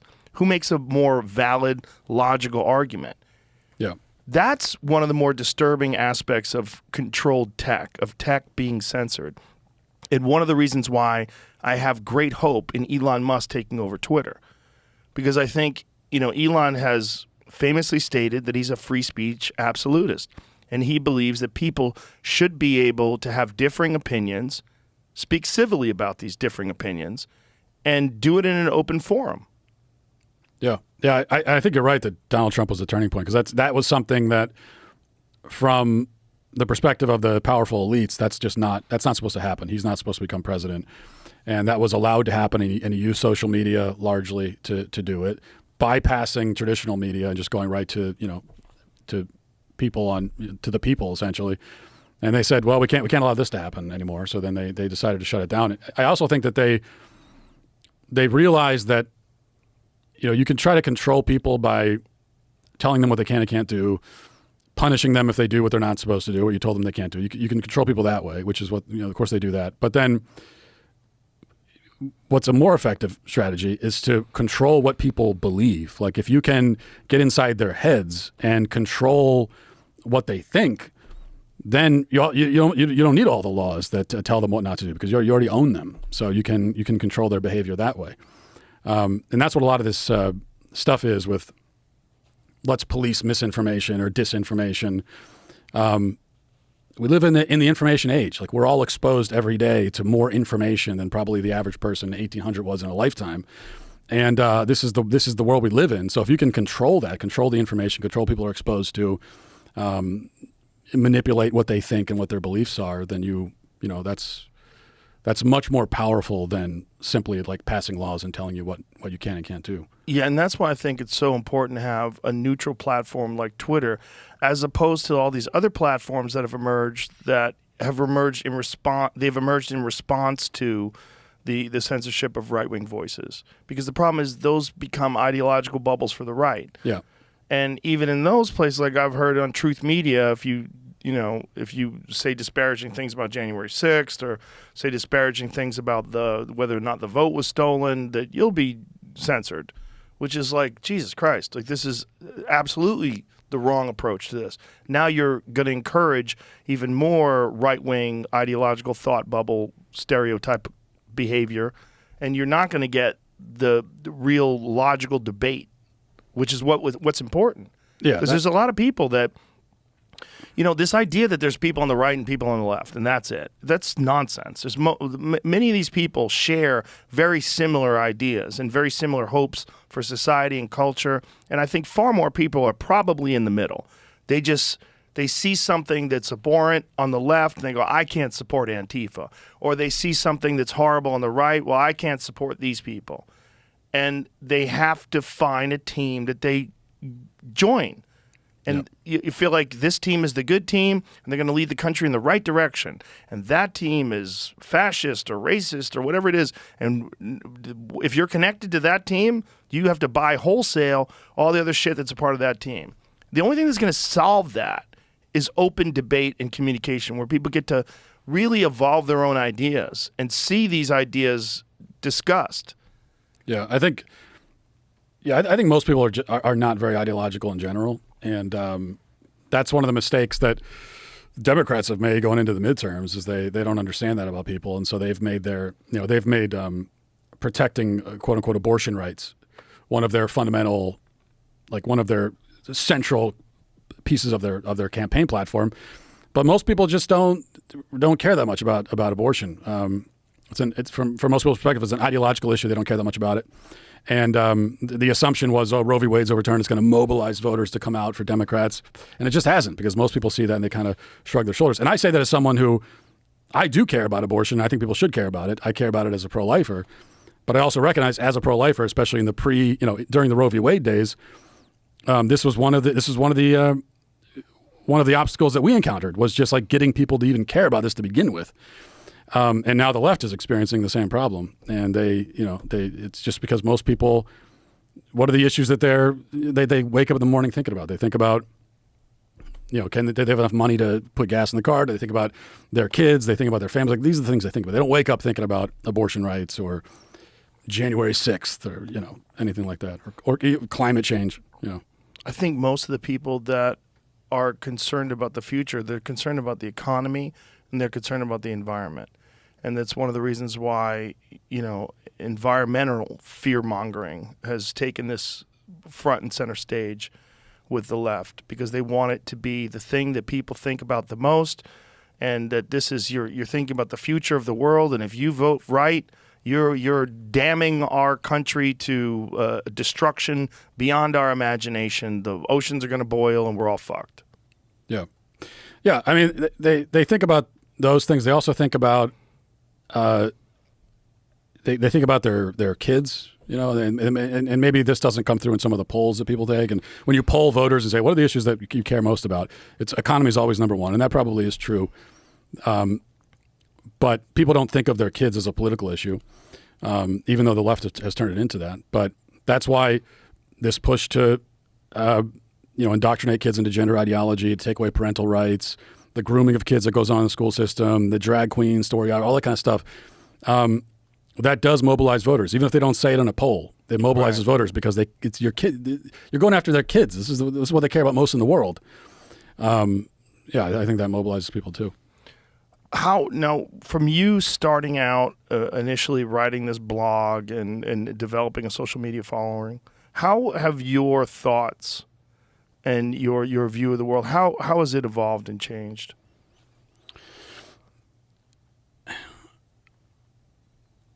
Well, I've probably become more right wing as time has gone on. How did you start out? Well, I always have been. I mean, I can't say that I was like a liberal who had an awakening moment or something like that. But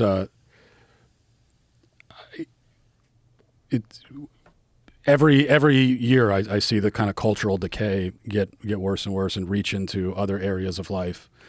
And then I had kids myself, and when I see people going after kids, trying to take innocence away from kids, it just I guess the phrase is radicalized. I've become more and more radicalized as the years have gone on. And the left, they complain about people being radicalized. Well, you're doing it. That's your fault. It's just like with the Paul Pelosi thing, and the media was hand-wringing about all the conspiracy theories. And well, the so-called conspiracy theories that's your fault, because people don't trust what you're saying. They don't trust you. Right. So they blamed it immediately on MAGA supporters. That was Right. the first thing.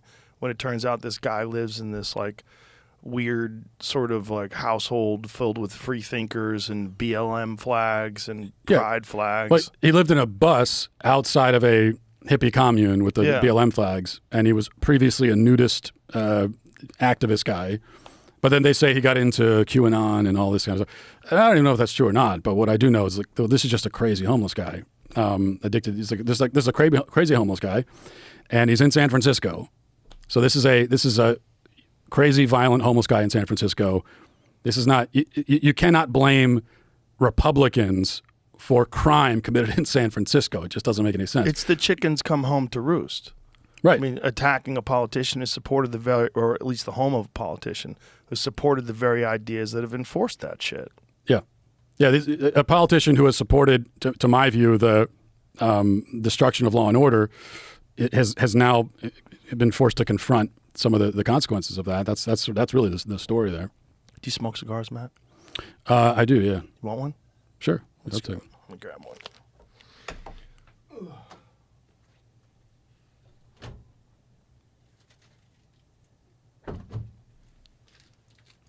Seems like we need one.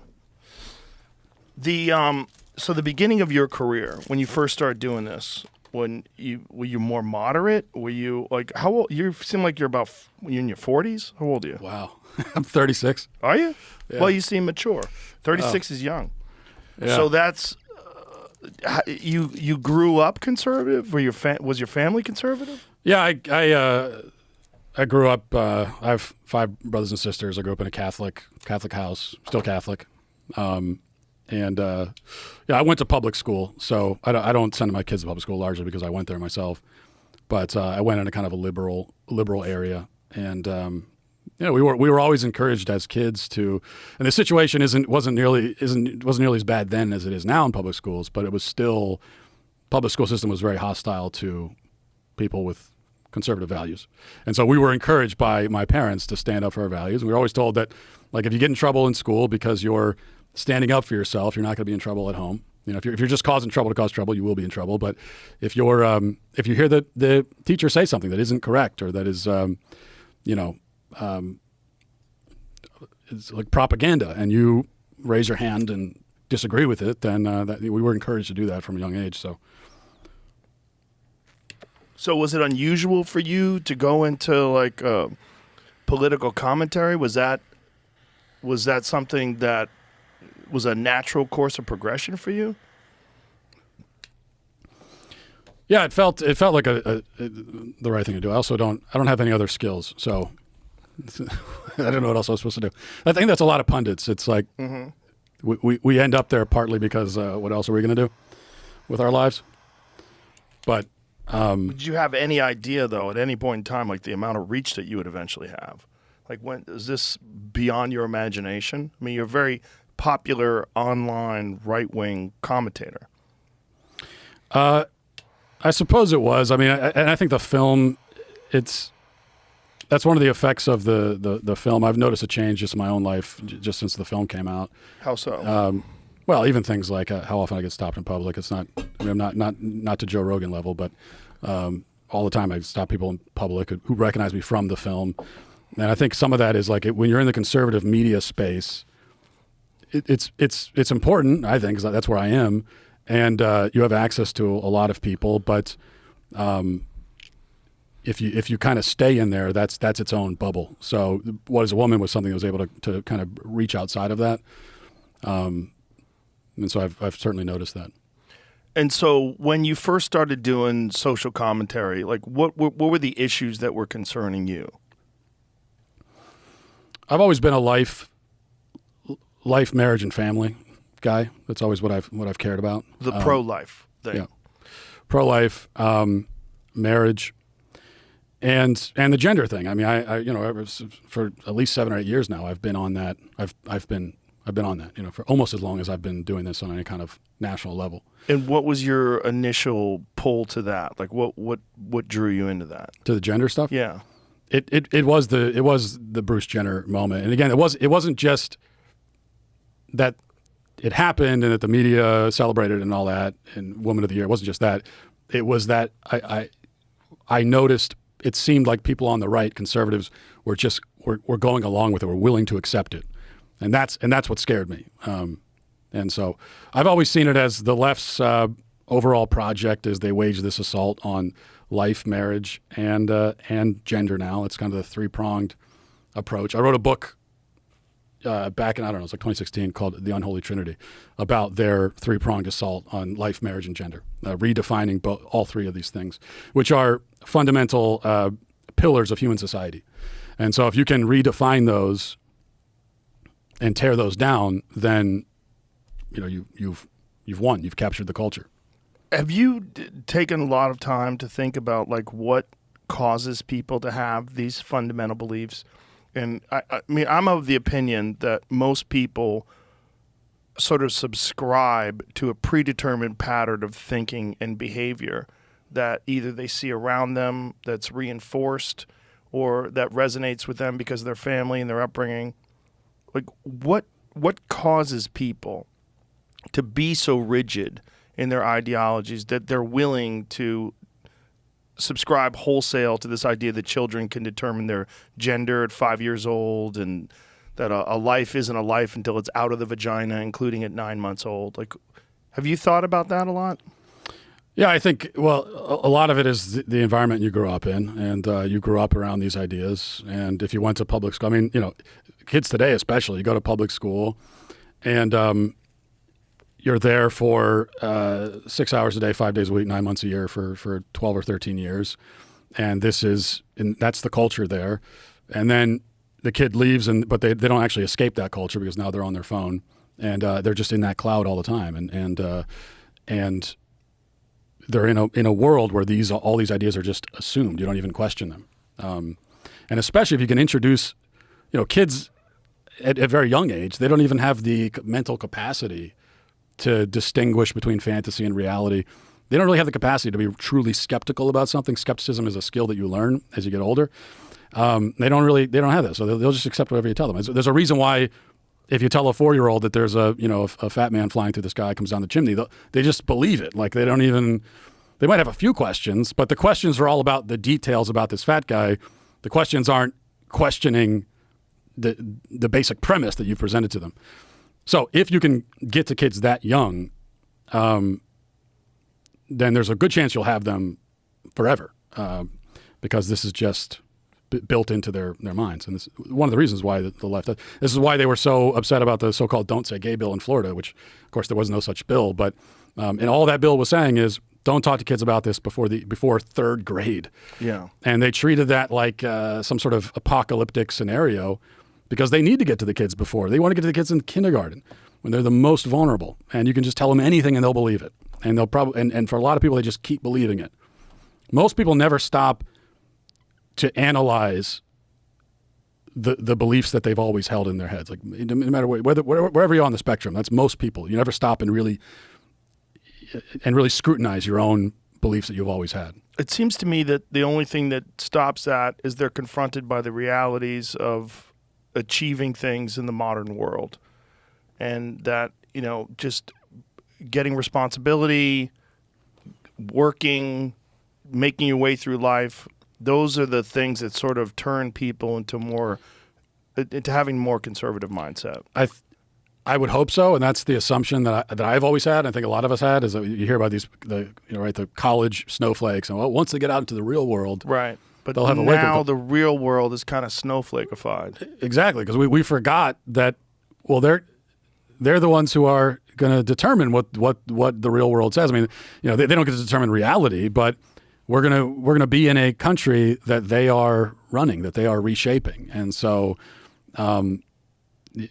In many cases, it hasn't worked out that way. They get out into the real world, but the real world is still set up to affirm what they believe, and to insulate them from these harsh realities. Which is one of the more bizarre aspects of all this shit to me, is that I don't necessarily see. This is why I'm asking you, where's this go? I don't see a clear path to logic and maturity. It doesn't seem like people are going to abandon some of these ideas that are not just ridiculous but dangerous and probably ultimately detrimental for who knows what number of young people that are going to go down this road. Yeah. I don't see this clear, like there's going to come a point in time in their life where they're going to recognize. Like what's that old expression? Show me a young man who is not a liberal and I'll show you a man with no heart. Show me an old man who's not conservative and I'll show you a man with no brain. Yeah. Something like that. Doesn't it go like that? Yeah, something like that. I mean, but they've also been told that that opposing ideas are physically dangerous, and that if you're around opposing ideas, it could actually do you harm. And I think that they really believe that. I mean, think about if someone really believes that, takes that to heart. You're setting something up. I mean, Ben Shapiro shows up at this podcast conference, and they call his very presence harmful. It's not even. It's like, we've gone beyond ideas. It's like a person who has those ideas and isn't even speaking them. His presence, his essence is harmful to you. We read the apology on air. Yeah, it was ridiculous. He's literally one of the biggest podcasters in the world, and you have a podcast conference. It's a podcast. You'd think that you'd want him there. It's like line up to learn from this guy. He's one of the most successful podcasters in the world. But no, we don't want him there because his and it's like he didn't show up ranting a bunch of right wing things. He just was taking pictures with people. But his presence is. It's actually quite terrifying too. It's almost a pre-genocidal language that you're using when you start saying that a certain category of people, their presence is harmful. That sets us up for some dark potential, I think. It does set us up for dark potential. Now, when you first started getting into political commentary and social commentary, the world was a much different place, and it wasn't so contentious. I think it's a lot of these things have gotten worse, but it was. I mean, you saw the seeds of it even back. I mean, it wasn't all that long ago, 10 years ago. I think it was still there. One of the difference though was that social media existed and it had already taken over society, but you at least were allowed to. For a while, social media was a forum for actual discussion. And it might not have been the most intelligent discussion all the time, but you could be exposed to both sides of any debate on social media for a period of time. In the very least, you could develop a following. Right. If your ideas resonated with other people, you could attract a group of people to come and pay attention to you or listen to you. Yeah, that was the case for a while, but they shut that down. Maybe it'll change now with Elon Musk. I don't know.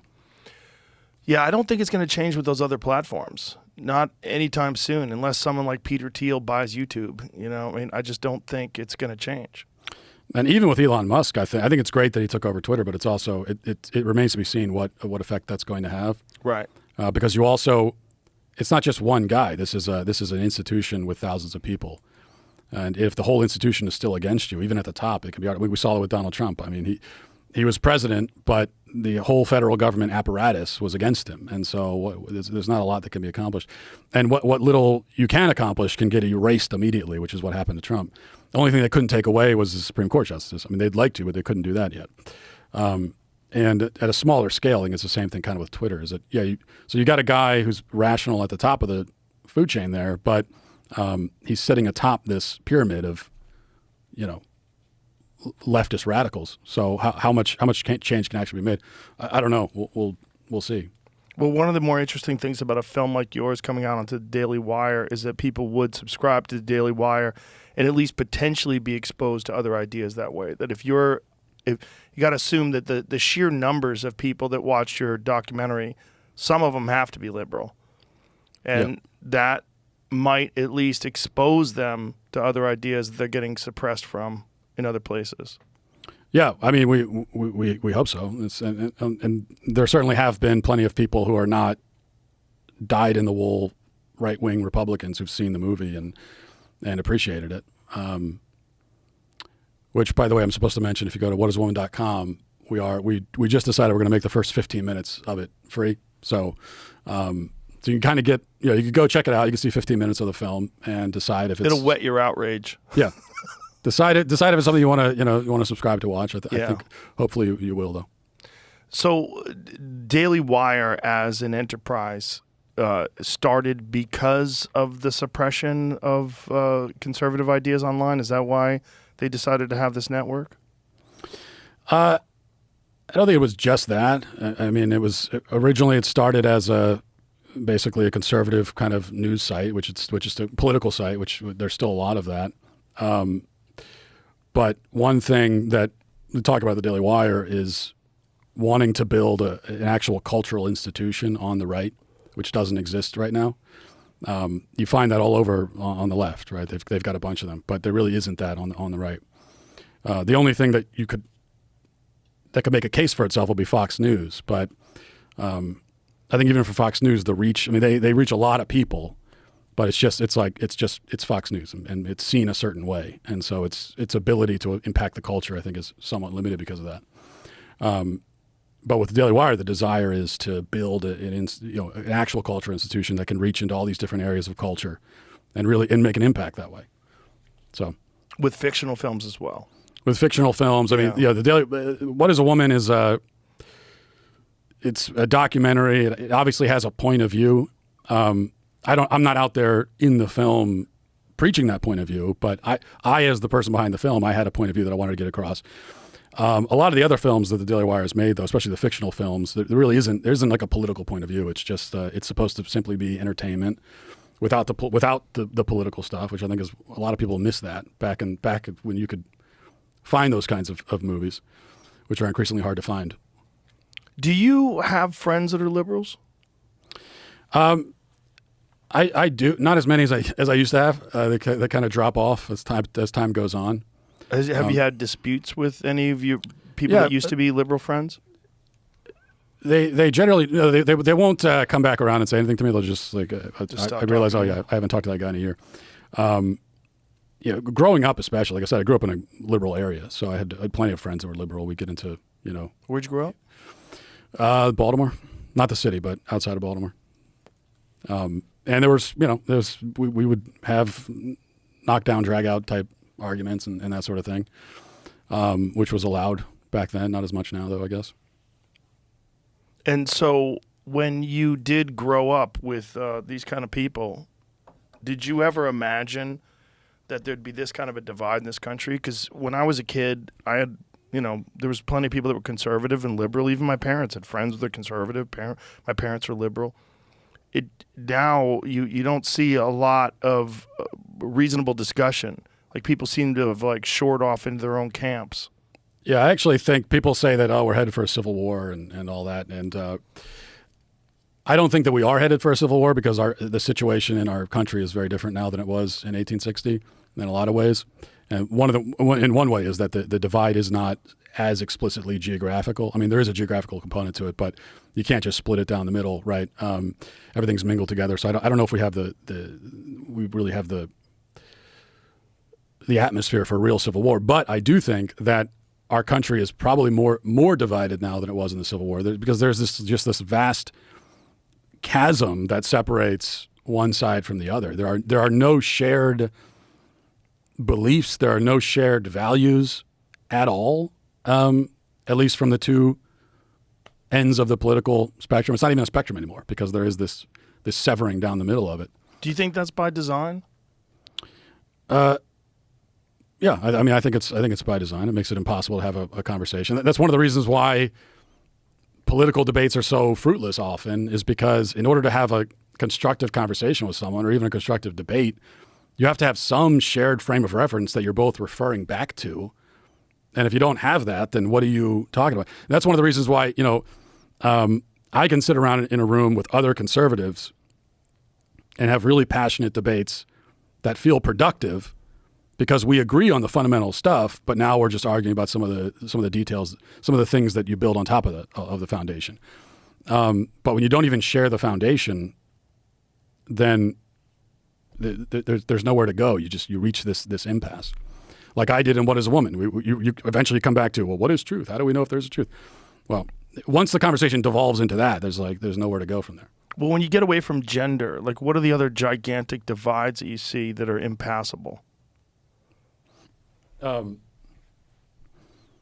the big pillar issues, life, the life issue, gender, marriage. What about specifically about the marriage one?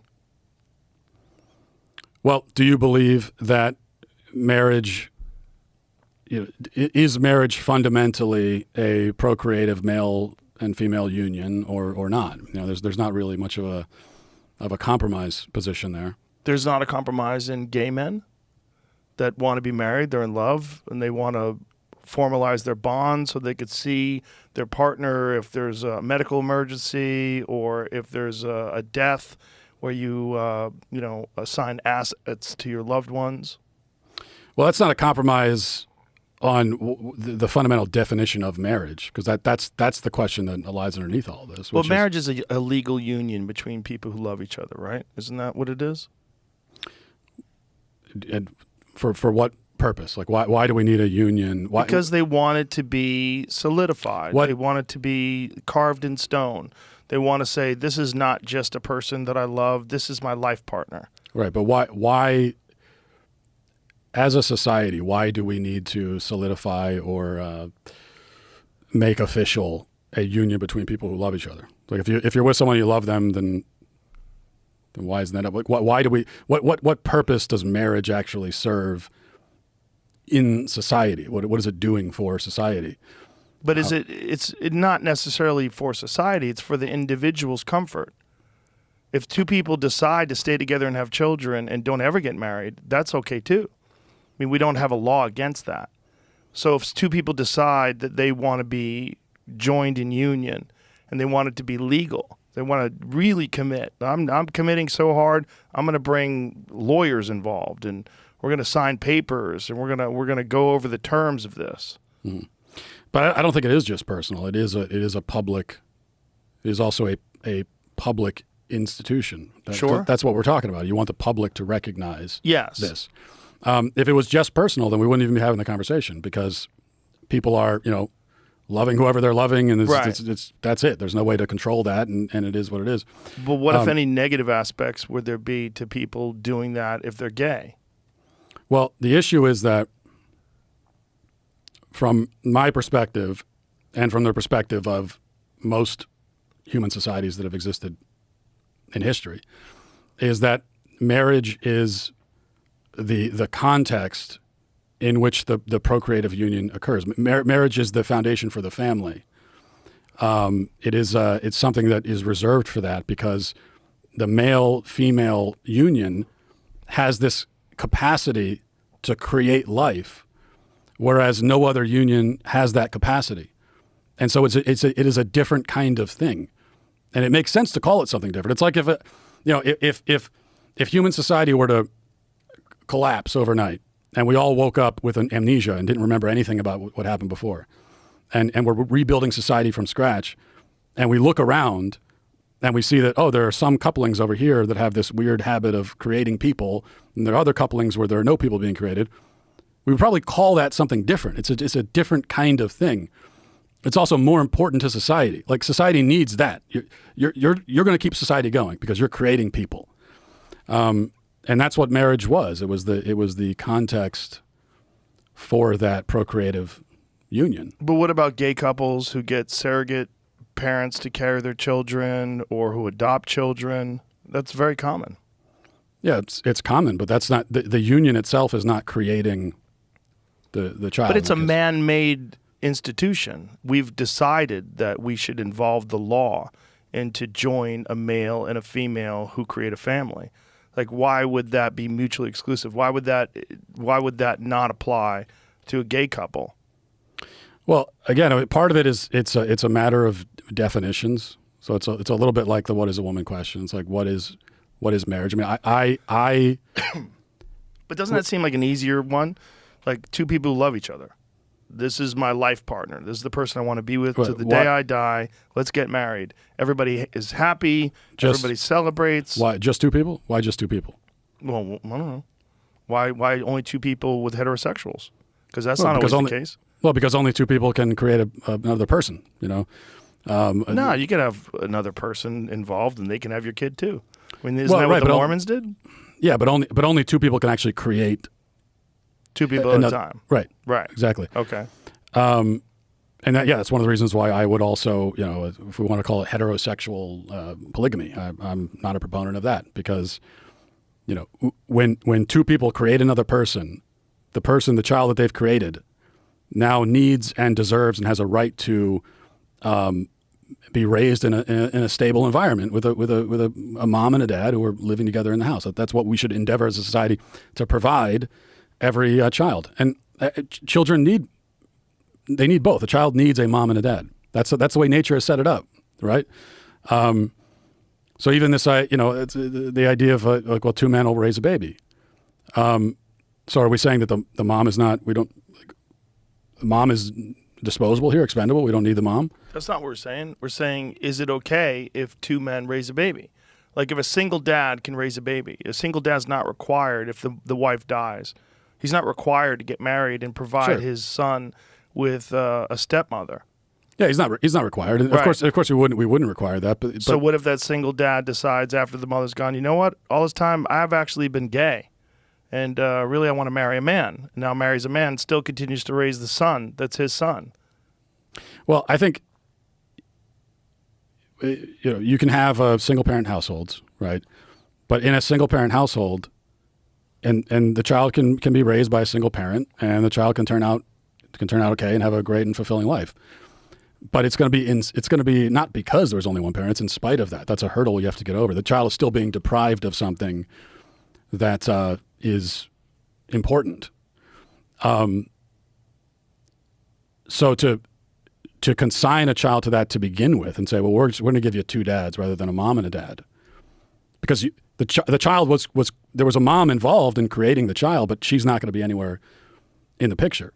I'm of the view that that's not that the mom is not expendable. She plays a necessary role that cannot be replaced by a man. I cannot be my child's mother. My children have a mother. They need her. She does something special and unique in our family. And if they didn't have her, it doesn't mean that they're not going to be able to function anymore as human beings, but they're going to be deprived of something important. But even if that is beneficial to have a mother involved and a father involved, surely having one parent only, even though it's not ideal, is certainly better than being in foster care. It's certainly better than being in a home somewhere where there's no parental figure at all. And I would think there's a lot of people that are out there that are living a life like that, unfortunately. There's a lot of kids that are not adopted. There's a lot of kids that are in foster care. Wouldn't it be better for those kids to be raised by a gay couple who's married? I think every child deserves the best possible situation, the best chance that we can give them. And so I would say that every child, we should be looking for a man-woman couple. And also keep in mind, too, that especially when it comes to babies, this changes as the kids get a little bit older, but with babies who are up for adoption, there's actually a line 5 miles long of married couples that want to adopt babies, and they have to wait. They're on waiting lists. Talk to parents that have been through this. They wait on waiting lists for years. So this idea that there's a scarcity of man-woman couples willing to adopt kids, I don't think that that's even true to begin with. I think it's a little bit of a kind of a misnomer. It's foster kids that have the issue, right? Kids that are 10, 11, 12. Yeah, that's where it becomes more of a challenge as kids get older. Most people who are adopting are looking for, they want a baby so they can raise the child from as close to birth as possible. Do you think of gay marriage as a personal freedom issue, that you should be able to do that? If you were born gay and that's who you are, and you meet another person that's gay and you fall in love and decide that you want to be bonded in a union, isn't that a personal freedom issue? And shouldn't we encourage personal freedom? I think of it as a definitional issue. So what do you think it should be? I think of it as a definitional issue. I think of marriage is a certain thing, which is the context for procreation, for the building of the nuclear family. What about people that get married that don't have kids? Are you opposed to that? What if they get married, they decide, you know what, we don't need kids. I'm going to get fixed. You get your tubes tied. Let's travel the world. Well, what do you mean am I opposed to it? I mean, I think that every married couple should be open to life. But what if they don't want to? Are you opposed to them being married? If marriage is only for procreation and to bond a family together, what about people that are deeply in love that never want to have children? I don't think it's not only procreation, but that is one of the fundamental definitional aspects of it. Of course, there's more to marriage just than that. And what about people that are infertile? they fall in love and they realize that they can have babies and they don't really necessarily want And to they- adopt. and- Is that okay well- for them to be married? Because then you're, by definition, marriage falls into a completely different thing. Because then it's a bond of love. It's a union of love. Sure. I mean, that doesn't change the nature of marriage, though. It's a little bit like I say that. What's the definition of a woman? Well, a woman is someone who, by her nature, can conceive children in her womb and bear children.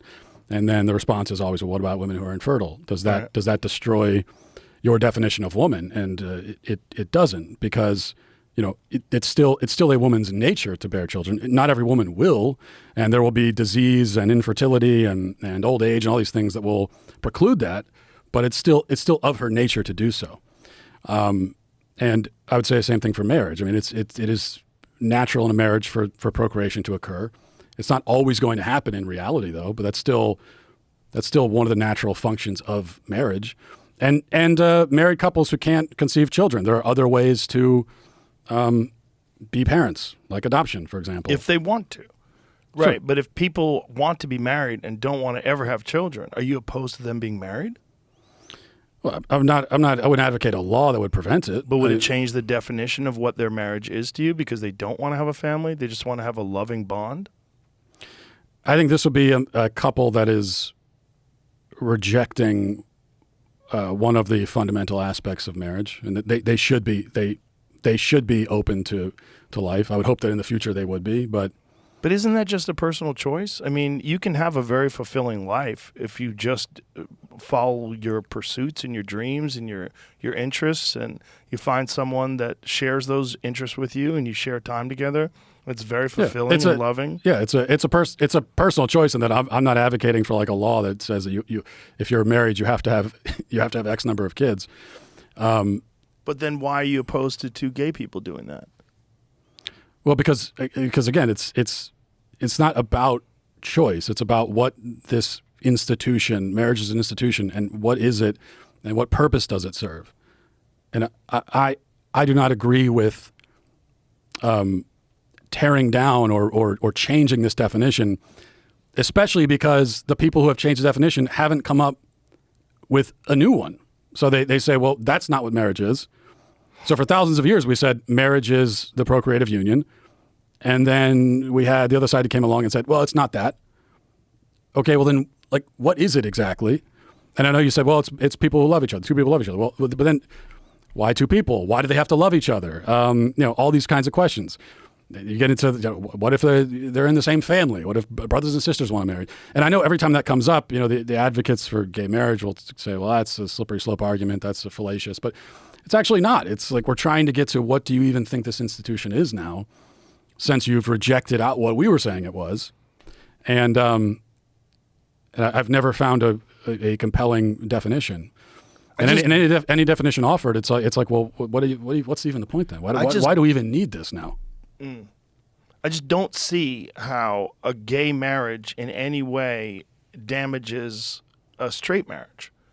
I don't see it at all. It doesn't make any sense to me. It just seems to me that people want to be look, if you wanted to look at logic, especially in our modern society, which is pretty fucked when it comes to relationships, it's somewhere in the neighborhood of 50% of all marriages end in divorce anyway. They don't make it. I don't know if anything would damage marriage and damage the institution of marriage is the option of divorce. I don't think gay people getting married in any way, shape, or form changes a bond that you have with your wife. It's just called marriage. It's a human invented thing. If we decide that gay people can get married too, I just don't see how it damages anything. I don't think it tears down the definition of marriage in any way. It just opens up the possibility that people who are gay won't be discriminated against. Yeah, I don't think that a gay couple existing directly impacts. There's a gay couple and wherever, and I'm with my wife in our house. Like obviously, Right. there's not. But I'm not talking about on the individual level. I'm talking about on the societal level. Right. I would agree that divorce, especially this no-fault divorce, rampant divorce. I don't think it's as high as 50%. I know that's often quoted. I'm not sure where that comes from, but It is high. It's like it's too high. And Chris Rock has a great joke about that. He said those are just the people with the courage to get out. He's like, how many cowards stay?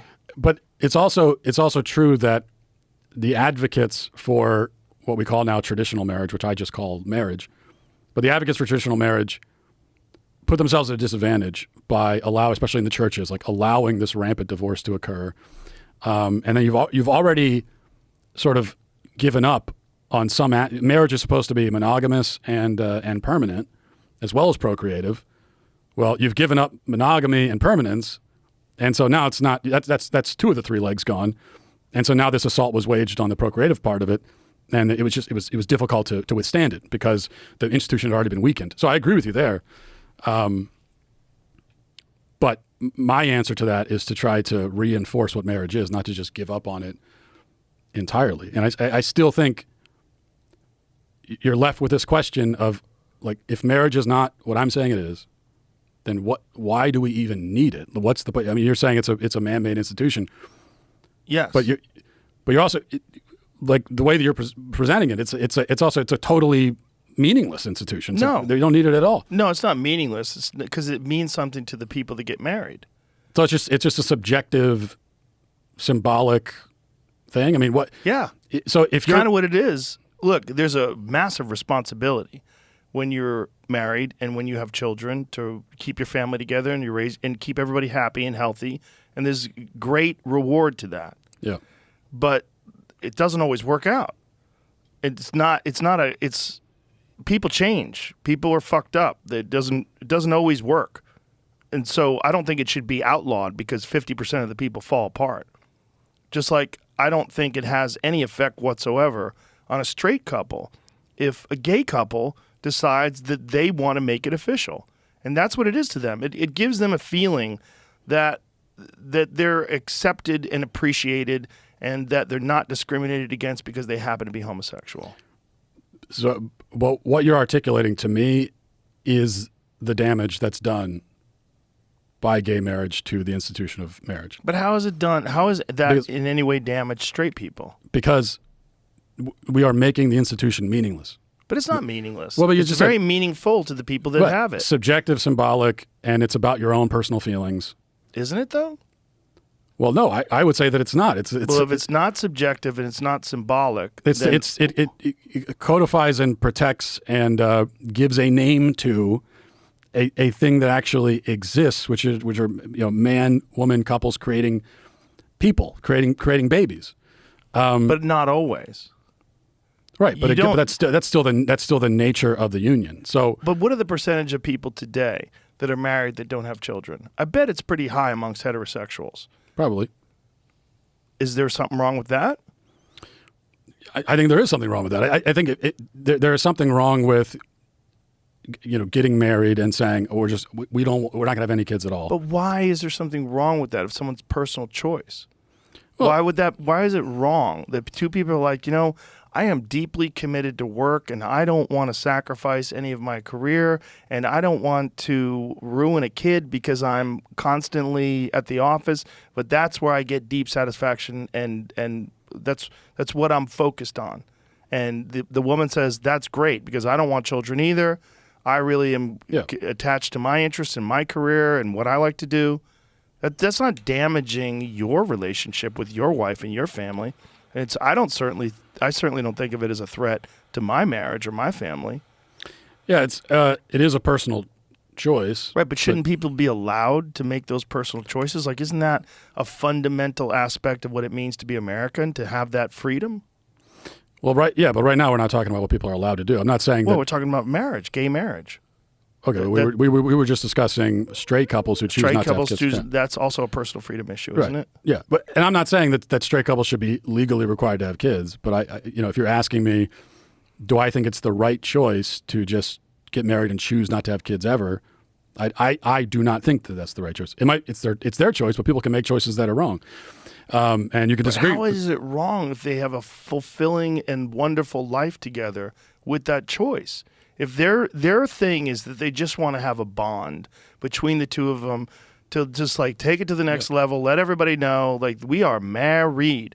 If I die, my money's going to go to Helen. And if Helen dies, I'm going to mourn her because she was my wife and now I'll be a widower. Like, to some people, that distinction gives them peace and security and makes them feel better about the relationship, that they're both so committed that they've legally signed documents that say that they're bound by law and under the eyes of God or whatever you believe in. Yeah. They're able to make that choice, but I think you're still rejecting one of the purposes of marriage. And in the scenario that you just outlined, you're also deciding to live a really self-centered life. You're saying, but what if you're not? What if your work is very charitable? What if it benefits humanity in a deep way? What if you spend a lot of time doing, healthcare work and social work, and you're deeply committed to your community? It's not selfish at all. You're just dedicating your time to something other than raising new human beings. But you're dedicating your life to enhancing other human beings that are around you. That's a hypothetical. It is a hypothetical, but so is yours, right? Yeah, but I think most of the people that choose, like, we're not going to have kids, and the rate of those rates are declining, and the age when people first have kids is also going up, and all of that. Yeah. And most of the people that are making these choices, I don't think it's because they're involved in charity work. I do think that it is more the scenario you outlined in the first time around, which is just like, well, this is what I'm doing. I have my job. I don't want to give it up. Yeah. But don't you think that people should have the freedom to live their life in that way? I think human beings vary widely, in a huge way. And I think there's some human beings that find a very fulfilling life just reading books and traveling and experiencing different things and seeing art and doing whatever the fuck they want to do. And they don't necessarily have to have kids to live a fulfilling life that way. And if they choose to do that with someone who they have a loving bond with and who they get married to, I don't think it's a bad thing that they don't want to have kids. Well, I guess we have to, maybe we're running into a question of now you get to the real fundamental question. I think it's a fundamental freedom thing. Yeah, we're not disagreeing, I guess, on the freedom aspect of it, because, again, I'm not saying that you should be required to have kids. But you're imposing your sensibilities and what you think is important in life to other people. But everybody has a different idea of what's important in life without hurting anyone. The thing is, like, what I'm saying is these people that are married, that don't have children, they're not harming anyone. They're not harming these unborn children that they never have. They're not harming anyone. And it doesn't affect your relationship with your family and your marriage at all. Yeah, but I'm not imposing myself on them or harming them by answering a question about how I feel about their choices. Right, but nor are gay people doing that to you. I think the harm comes from, on a societal level, when we start breaking down these basic central institutions, like the institution of the family and of marriage. That's where the harm comes from. And the more that people believe, the more that we build a society where it's believed that marriage is objectively meaningless, right? It's entirely subjective. It's just about making you feel better. The more that we build a society like that, I think that's where the harm comes in. The worse it is, and people are going to reject marriage, and that means more. Fewer kids are being born. Also, more kids are being born in a context where they don't have that stable family structure. So the harm definitely comes. It may not be this immediate, connect the dots thing, but and we can already see that. So you think by adding gay couples to the definition of what a marriage is, by defining it in that way, it's two people that bond each other, somehow or another that harms people that have successful marriages that are nuclear family marriages like you enjoy? I think it harms when you say add them to the definition. You can't really add them to the definition. You can only just get rid of what the definition was. Well, that's your definition, though. The definition of marriage is just a legal bond. I mean, what is the definition? Like, if we Google it today, I'm sure it's been politicized. Yeah. Right. Google marriage. What is the definition of marriage today? That's an interesting question. Like, how is that defined? Because you know that most of these places that they do change them with culture. Legally or formally recognized union of two people as partners in a personal relationship, historically in some jurisdictions, specifically a union between a man and a woman, and, in quotes, a happy marriage, a combination or a mixture of two or more elements. Okay, that's different marriage. Yeah, recognized union of two people. So, like, what's the damage that gets done to a straight relationship if we change the definition of marriage and allow it to include gay couples? By making marriage meaningless. That's But the how damage. does it make it meaningless? It doesn't make it meaningless. It doesn't change your marriage at all. It's just now gay people can get married too. Like, why is I don't see that even deteriorates the idea. I mean, we're already seeing this on a societal level. I mean, we're seeing that people are rejecting marriage. They're saying that, you have people who live together and they say, well, there's no point in getting married. It's because all it is, that definition, it's just utterly arbitrary, meaningless paperwork that says, yep, you're in a union and you love each other. I mean, why would you need paperwork to codify the fact that you love each other? It's like, It's a good question. well, right, exactly my point. That's why marriage can't be just that, because if it's just that, then it's not anything. Well, maybe it is just that, and yet it's still rewarding for the people that participate in it. Because it is sort of silly that you bring in other people to codify your relationship and to, like, legally bind each other together. It is kind of crazy. Right. So I feel like in a weird way we're agreeing, because I'm saying that if we expand marriage to include gay couples, we have made marriage into something effectively meaningless and silly, and you're I'm saying essentially marriage, saying that that's what it is. But that is the harm that I'm worried about. but I don't think gay people getting married changes that. I think if gay people didn't get married, you'd still have a bunch of people that think that marriage is silly and that marriage is just a legal bond and that it's not necessary and you can have a family without marriage, and there's a lot of people that Maybe do it. you'd have fewer, but the bigger point is that as a culture we would not have affirmed and validated that view that marriage is silly and pointless. But now we have, as a country, as the Supreme Court validated it. So, and that's a problem, because I think that marriage is so important to a functioning human civilization, which is why there's never been a civilization without it. So this is another one of those experiments that we're trying out. And I don't think it's going to work out too well. But it's dependent upon people agreeing to stay married. That's what it's dependent upon. And there's always that escape clause, and people pull that chute all the time. I don't think gay people being married has any effect on whether or not straight people stay together, or whether or not straight people get married, or whether or not straight people appreciate marriage. They're staying married because there's a benefit to it. It doesn't have anything to do with whether or not gay people are also married. I don't think that affects them in the slightest. I don't think my marriage is affected at all by my friend getting divorced. I think it has any effect on me. If I decide to stay married and my wife decides to stay married to me, that's our own decision. And we do it based on our own commitment to being together, to having a family, to raising a family. Two other people getting married or not getting married, or Elizabeth Taylor getting married 10 times, means nothing. It has no effect on me. And it shouldn't.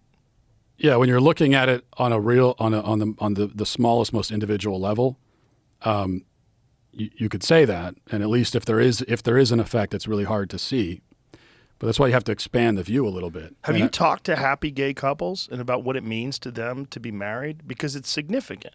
It means, like, do you think people, if they feel like is this a religious thing? Like, do you think that people who are gay should practice homosexuality, or do you think that they should try to avoid it because biblically it's frowned upon? I am a Christian. I'm Catholic. So if you want to talk about the biblical aspects of it, I can do that. But what are your own personal feelings about, like, gay people? Should they avoid being gay?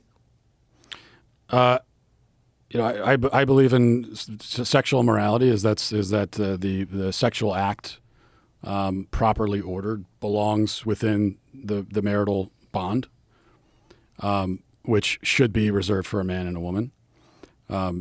Which also means that it's like sexually immoral to have sex before marriage. All these things happen. I'm aware of that, but I do believe that it's immoral. But So that's we could talk about that part of the conversation. Sure. But then there's also the definitional side of it, which is what we've been talking about up till now. So and I can explain attempt to the why the definition of marriage is important, and I can do that without saying, well, here's the Bible verse and quoting the Bible. But obviously, there has to be some religious reason why you think it's immoral for people to have gay sex, for people to have sex with each other, even if they're married. Because, like, if you think that extramarital relations are immoral, sexual relations are immoral, what about gay people that preserve their virginity until they're married? There's people that are just gay. They know they're gay. They've been gay forever. I have friends that are gay, and they've always been gay. I have friends that are gay that are really damaged because they have to hide it, and they're closeted. Some of them in the entertainment industry. Some of them that are like alcoholics because of it, and they're all fucked up because they have this secret, and they are gay. And it's not something that was forced upon them. It's not something that was asked of them or something they were manipulated into being. They're just gay. And if those gay people find other gay people and they fall in love and they decide to get married, I don't see how that affects anyone other than someone that's not gay who has this idea that they shouldn't be that way. But they're just gay. You're not going to fix that. And by telling them to ignore that aspect of who they are as a human being and to deny that that's always been a part of human history. If you go back through like ancient stories, there's been men who've been in love with men. It's always been the case. Mm-hmm. I mean, you said before, so you're saying two gay couples get married doesn't affect your marriage. Right. Just like you said that if your friend gets divorced doesn't affect your marriage. Yeah. Which is probably basically true. But the question is, when you have this happening on a massive societal scale, and you have a society that has embraced this and has officially sort of embraced the idea that marriage is not permanent, so anyone just get divorced for whatever reason. Marriage is not procreative, so it doesn't matter, man, woman, just get married. That's where the effect comes in. And as someone who's already been married as an adult, you might not feel it as much, but it certainly will. You said earlier that it's not going to stop other people from getting married. I think it does. I think actually it is. I think it will stop. I think it is right now. Marriage rates are declining at a historic rate right now. And I don't think it's a coincidence that that's happened, and that this process has been sped up after the gay marriage Supreme Court decision, and also alongside divorce being rampant. I think people they might not articulate it exactly like this. I mean, some of them probably would, but people are looking at marriage and they're seeing the way that it's treated now in society, and they're saying, it's just, I don't need it. It's this, if all it is a piece of paperwork saying, I love this person, what the hell do I need that for? Like, why do I need, Yeah, but isn't that their own personal decision to make? Like, if we believe and value personal freedom, the freedom to choose your ideology, the freedom to live your life how you like to, the freedom to choose your occupation, freedom to choose what education or discipline you pursue, shouldn't we encourage the freedom to leave a relationship that's toxic?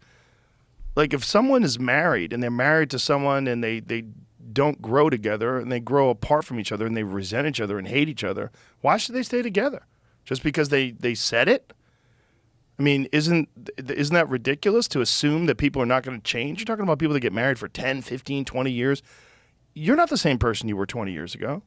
I'm not the same person I was 20 years ago. If you're lucky, you marry someone and you grow together and your bond strengthens over time. But that doesn't always work. That's just part of being a human. And just because we have this institution that we've developed, that we think that, it should, till death do us part. Well, that's it. You said it forever. Now you're going to be miserable because in the eyes of God, you have to be together forever and ever and ever. Amen. That's it. Yeah, that seems ridiculous to me. Yeah. I don't think that divorce should be just made illegal across the board. I do think it should at least be made more difficult than it is in certain circumstances, like this no-fault divorce, just anyone, for any reason, don't even have to. And I think that has contributed to the divorce epidemic. But isn't it an epidemic of people growing and changing, and people they evolve over time. They devolve over time. They fall apart. People develop gambling habits and drug addictions, and the idea that marriage should be encouraged to be for life no matter what, it seems crazy. I think it's an epidemic. You could phrase it that way, but I think it's an epidemic of people. First of all, no, I wouldn't phrase it that way. That it's an epidemic of people growing. I don't think that divorce is growing apart. Yeah, but I don't think divorce is a product of personal growth. I think very often it's sort of the opposite of that. But sometimes it is, though. Sometimes one person personally grows and the other person falls apart, and you don't want to be bonded to them anymore. Yeah, but it's an epidemic of people not taking the marriage vows seriously, of the marriage vows not really meaning anything, because most people still, when they get married, even if they're not religious, most people still stand on an altar and the death do you part, and they say all that. And now we're saying, well, that's it. Those are just words. It doesn't actually mean anything. It's like, does that mean something or not? I mean, well, it does mean something, but it means something at the time, and people do change. And I think you're coming at it from a perspective of a healthy user bias. You're in a good relationship. You're in a good marriage. You're happy. Some people are not. Some people are in a marriage with someone who's abusive or someone who's stealing from them, or there's a lot of reasons to get divorced. Yeah. But it's also not like a happy marriage is not something that you just fall into like a puddle. I mean, it's true, but a happy relationship kind of develops in that way, where the relationship is healthy and it's happy, and you say, you know what, I can do this for the rest of my life. Yeah, and the other person says, I can too. It takes two to tango. So, and marriage is something that you work on every day, and loving your spouse is not an emotional. It's not just emotions. It's not a feeling that you have about them. It's a choice that you make. Love is a choice of to sacrifice and live in service to this other person. If both members of the couple do that, then the marriage will stay intact. And my position is that can be the case with gay people. But if one member of the couple is just unwilling to and is just gone, then there's only so much you can do to fight for it. So that's all the case. But what you're articulating is like, well, the marriage vows don't actually mean anything at all. No, they mean something, clearly, because you have to get out of them. Like, if you want to get out of them, you have to go to court. They clearly mean something in our society and our culture. They mean something financially. They mean something legally. They mean something emotionally. They mean something in terms of the definition of, are you single or are you married? Are you a Mr.? Are you a Ms.? They mean something. Yeah. But you said at the time. But it's something that we've created. We've invented this thing, and we've ascribed meaning to it. But the reality is, I mean, as much as we'd like to idealize about it, the divorce rate is extremely high. Even if it was 30%, that's pretty crazy. Yeah. I mean, I would say we've invented marriage in the same way that we've invented the family, which is that... No, there's always been a family. There's always been people raising children. And in fact, in tribal situations in the past, it was like a whole village would raise your kids. We'd all raise children together. They would grow together. That's my point. I don't think of marriage, traditional marriage, quote unquote, as something that was invented per se. I think of it as something that exists. Men, women, man and woman creating a baby, living together. Like this exists. It exists, and we gave a name to it. Well, couples exist, but the idea of a legal bond and marriage most certainly is invented. Yeah, the paperwork and all of that. There is the And if that's not important, then marriage could be just something you say to each other. Like the whole idea is that you're bringing it to court, and there's legal reasons for that. You get better insurance. You get to see your spouse when they're in the hospital. There's all sorts of benefits to people being legally bound together. There's tax benefits. There's a lot of benefits to that. And why should we give those benefits to a couple just because they love each other? Well, why should we give them to a couple that doesn't want to have children that are married? Well, we can give it to a couple that by its nature can create children. What if they can't? Should we exclude it from people that are infertile? Well, but again, it's still they still are partaking in the nature of marriage. Okay, and gay people aren't. If Well, two gay no. people decide that they want to adopt children and they get bound together legally, like, isn't that the same thing? Let me just ask you this. What would you say that there is an important difference between a couple that can create a child, a couple who's, in the marital act, it can create a person, versus a couple that fundamentally could never create a person? Well, that's the same thing as infertile people. No, Or people that's what that I have said, had their tubes fundamentally. tied. Well, fundamentally, Like- once you have that operation, you are infertile. If once a woman has a hysterectomy, once a man, gets fixed, you're infertile. So I'm not talking about an individual. I mean the type of relationship or the type of coupling that by its nature can create people versus the type of coupling that by its nature never can. I mean, is there a difference between these two? Well, I think we even describe that difference differently. We call one of them gay marriage. I mean, we literally have a name for it. That's your position. What I'm saying is it? But isn't that society's position in a lot of ways? Like what percentage of our culture? We don't call it gay supports- marriage. We just call it marriage. Yeah, I mean, but that's I mean what- that's how it's referred to. Is like we have to protect the rights for gay people to get married. We have to protect the rights for gay marriage. right. But would you say so? You are saying that there is a difference between these two types of couples. Well, there's a difference between the human beings, clearly. There's a difference between gay people and straight people. Straight people can procreate through the act of sexual intercourse, and gay people can't. Right. Yeah. But Okay. I don't think that's everything that a marriage is. But I think a marriage is a bond between people that love each other with all the aforementioned benefits. Tax benefits, insurance benefits, the benefit to see each other when the loved one's sick. it's not everything that marriage is. But No, but you it's are something. you are agreeing that it's a difference. Yes. And it's an important difference because the ability to create people is a significant distinction. But my position is that shouldn't be the only reason why people are allowed to get married. And my position also is that it seems that people are inherently gay. There are people out there that are just gay. Do you think that those people that are just gay should not engage in gay activities? They should engage in gay sex and gay love? Yeah, I'm a Christian, so I believe in Christian sexual morality, which is that the sex belongs within the bonds of a marriage, and marriage is between a man and a woman. So So That's what I you're believe. opposed to all sex outside of marriage. morally, yes, but yes, morally, yeah. Do you think that should be legal? Well, should it be illegal to have sex outside of Yes. marriage? Should that be a legal distinction? That sex is only legal while No, married? I would not support a law that bans sex outside of marriage.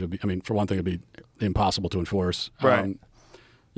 I don't know. If I was like a dictator of the universe, and I could control everything, we could talk about it. But no, obviously you couldn't have a law like that. But even then, it goes against human nature. But doesn't it? but with the marriage discussion, we're not really talking about a law. It's not that before it was illegal for men to get married. It was that marriage just precluded two men partaking in it by definition. But wasn't it illegal? It wasn't legal for men to marry each other for a long time, or women to marry each other. That's the whole reason why they wanted equal marriage rights. Yeah, but it wasn't like you have a law in the books that says men can't do this. It's the law says this is what this thing is, and that's it. This is what it is. And if you are able to partake in it, then you can. Well, there were legal restrictions that prevented them from doing it because one of them wasn't a woman, right? Right. So it's kind of a law preventing it. Yeah, but I would say it's the same distinction as a man wants to use the women's restroom.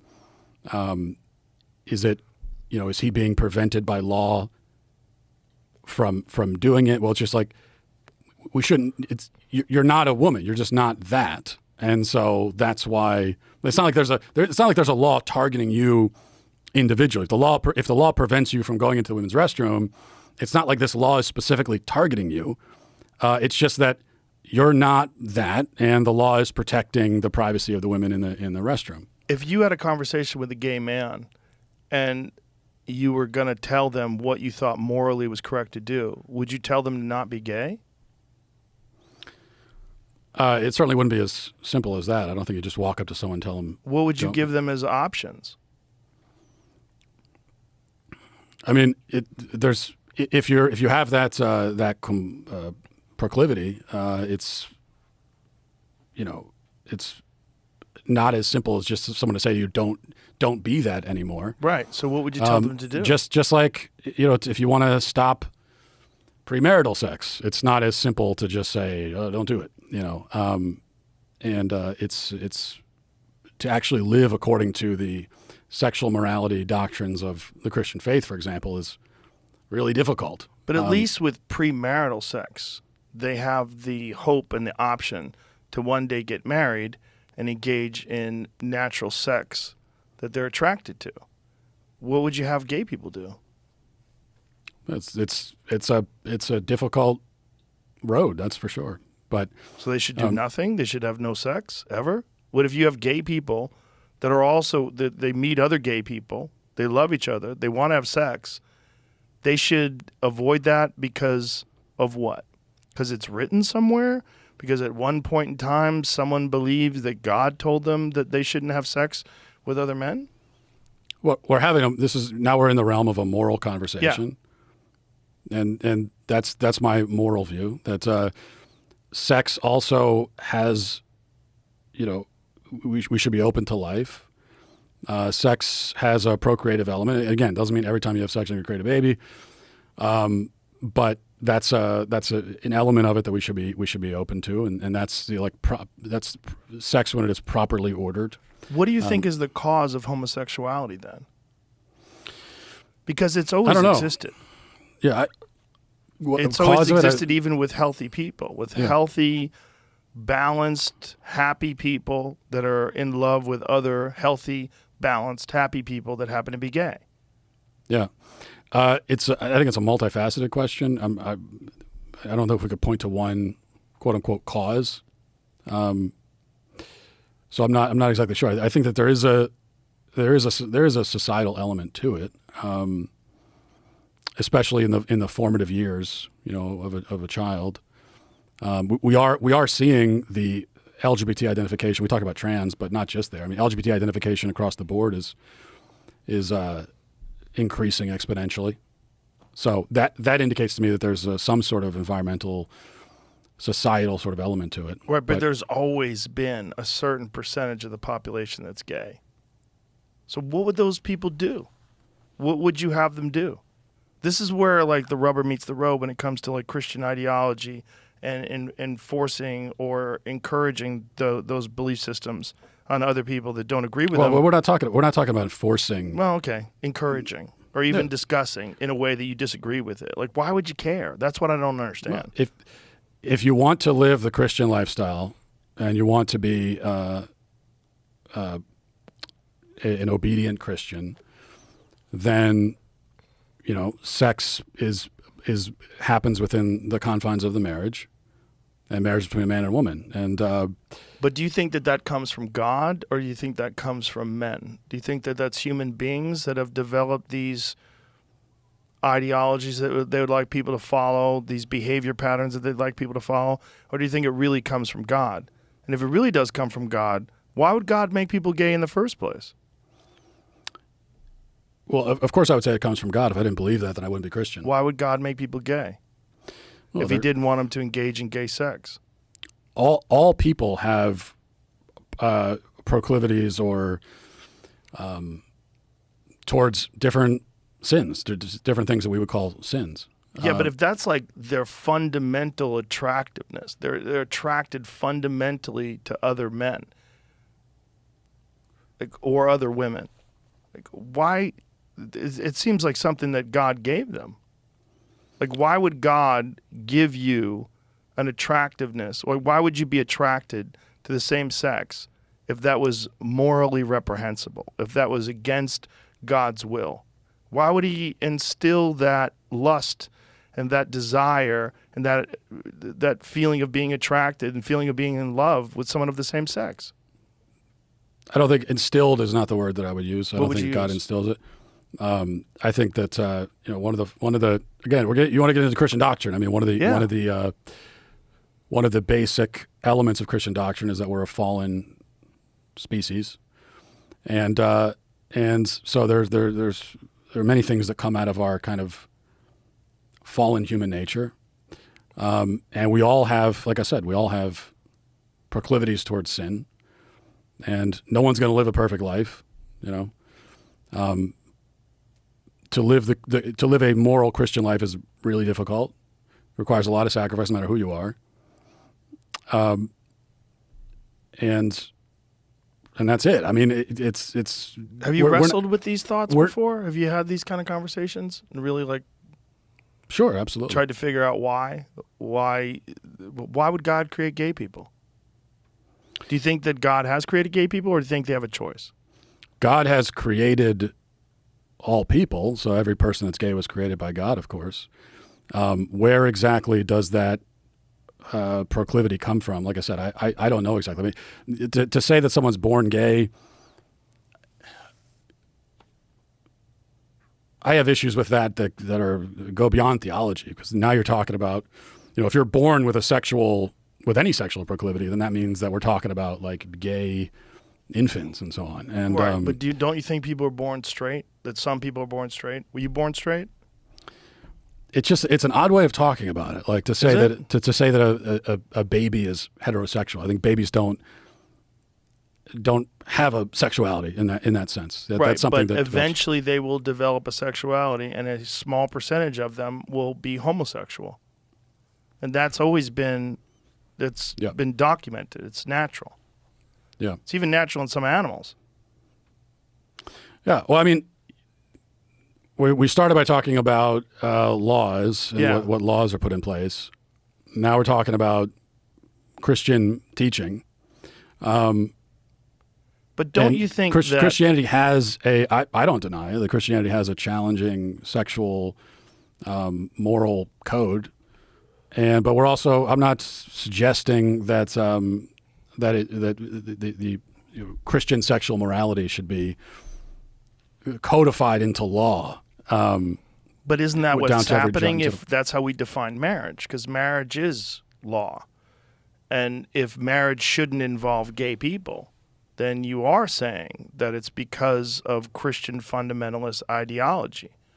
No, because I think you can talk about the marriage issue without even getting into biblical morality, which is what I was doing. I mean, you brought up the Bible. Right. I didn't introduce I brought about we talked about Christianity in particular. Right, but that's my point. It's like you introduced that to the conversation. Yes. Because I wanted to find the reason why you opposed gay people being married. And I think I gave the reason, which is that marriage serves a certain purpose for society. It is a certain thing definitionally. And it is, as you even agreed, the union between a man and a woman in principle is different from the union between a man or a woman and a woman. And that difference comes down to its capacity, its procreative capacity or lack thereof. So we're in agreement that there's a difference there. I would say that it's an important distinction. And so it makes sense for society to have a certain name for this procreative union. But should we have a different name for people that have zero desire to procreate but are also heterosexual? They want to be married?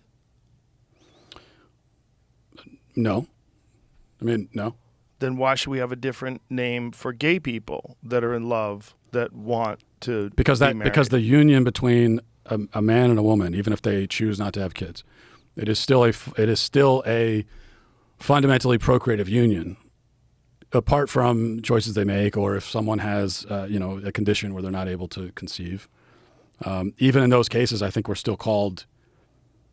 You're still called to a kind of parental service, maybe in a different form. Like you mentioned before, charity work or something like that. Mm-hmm. People that can't have kids, that could be a form of paternal or maternal service. I think that most people are called to have kids and raise families that way, but not everybody. And there are, but I think everyone is called to a life of paternal or maternal service. Maybe. Because the other option is a life that centers around, the individual, around yourself, and I don't think that's a path to happiness or fulfillment for anybody in the long run. And I think I think someone is on their deathbed and they're dying, and you ask them what their regrets are. There's not very many people that on their deathbed are going to tell you they regret that they had kids or that they gave their life to their kids. A lot of people, as they get older, say they regret not having them. Sure, but you don't believe it should be a requirement, right? No, not a legal requirement. Of course not, because it's also even a moral requirement. You think it should be a moral requirement for people? Well, what do you mean should be a moral requirement? Well, you should think of it that way. Like you have a moral obligation to procreate. I think you have a moral obligation in your marriage to keep your marriage open to its capacity for life. But I don't think that I wouldn't put the state in charge of enforcing that. Clearly. But we do involve the state in our relationships, which is very strange. That's what I think when people make this sort of logical assessment of what a marriage really is, that's when they start thinking it's silly. Because you're involving people that really don't give a shit about you, and you become a part of a machine. It's a financial machine. There's a lot of money involved in marriages and divorce. Yeah, there are even conservatives now who will say, "Well, just get government out of marriage completely. Just the whole thing. Just get it out." And I can understand that view, especially at this point. Just saying, it's caused more problems than it's worth, and all that kind of stuff. But I don't agree with it, because I think that there was a reason why the government recognized marriage in the past, because it has this really significant consequential capacity, and society has a vested interest in your marriage if it has the potential to be procreative. Because you're creating people, and the rest of us are going to have to deal with those people that you create. So, right. I think ideally that's what I would still like to see. I still think that society and the government should recognize that. But so, what do you think they should do about gay marriage? I think we should. It's not going to happen, but if it were up to me, I would go back to what it was 6-7 years ago, where marriage is definitionally this one thing, and that's it. And as you say, people, what should they be allowed to do? Civil unions? Well, it's not about allowed. I mean, if but that is kind of what it's about. If we're talking about laws, if we're talking about definitions, we're talking about how society accepts. And like whether or not you get the insurance benefits and the tax benefits of a heterosexual couple, whether you can visit your spouse when they're in the hospital. Those are significant things for gay couples. Yeah.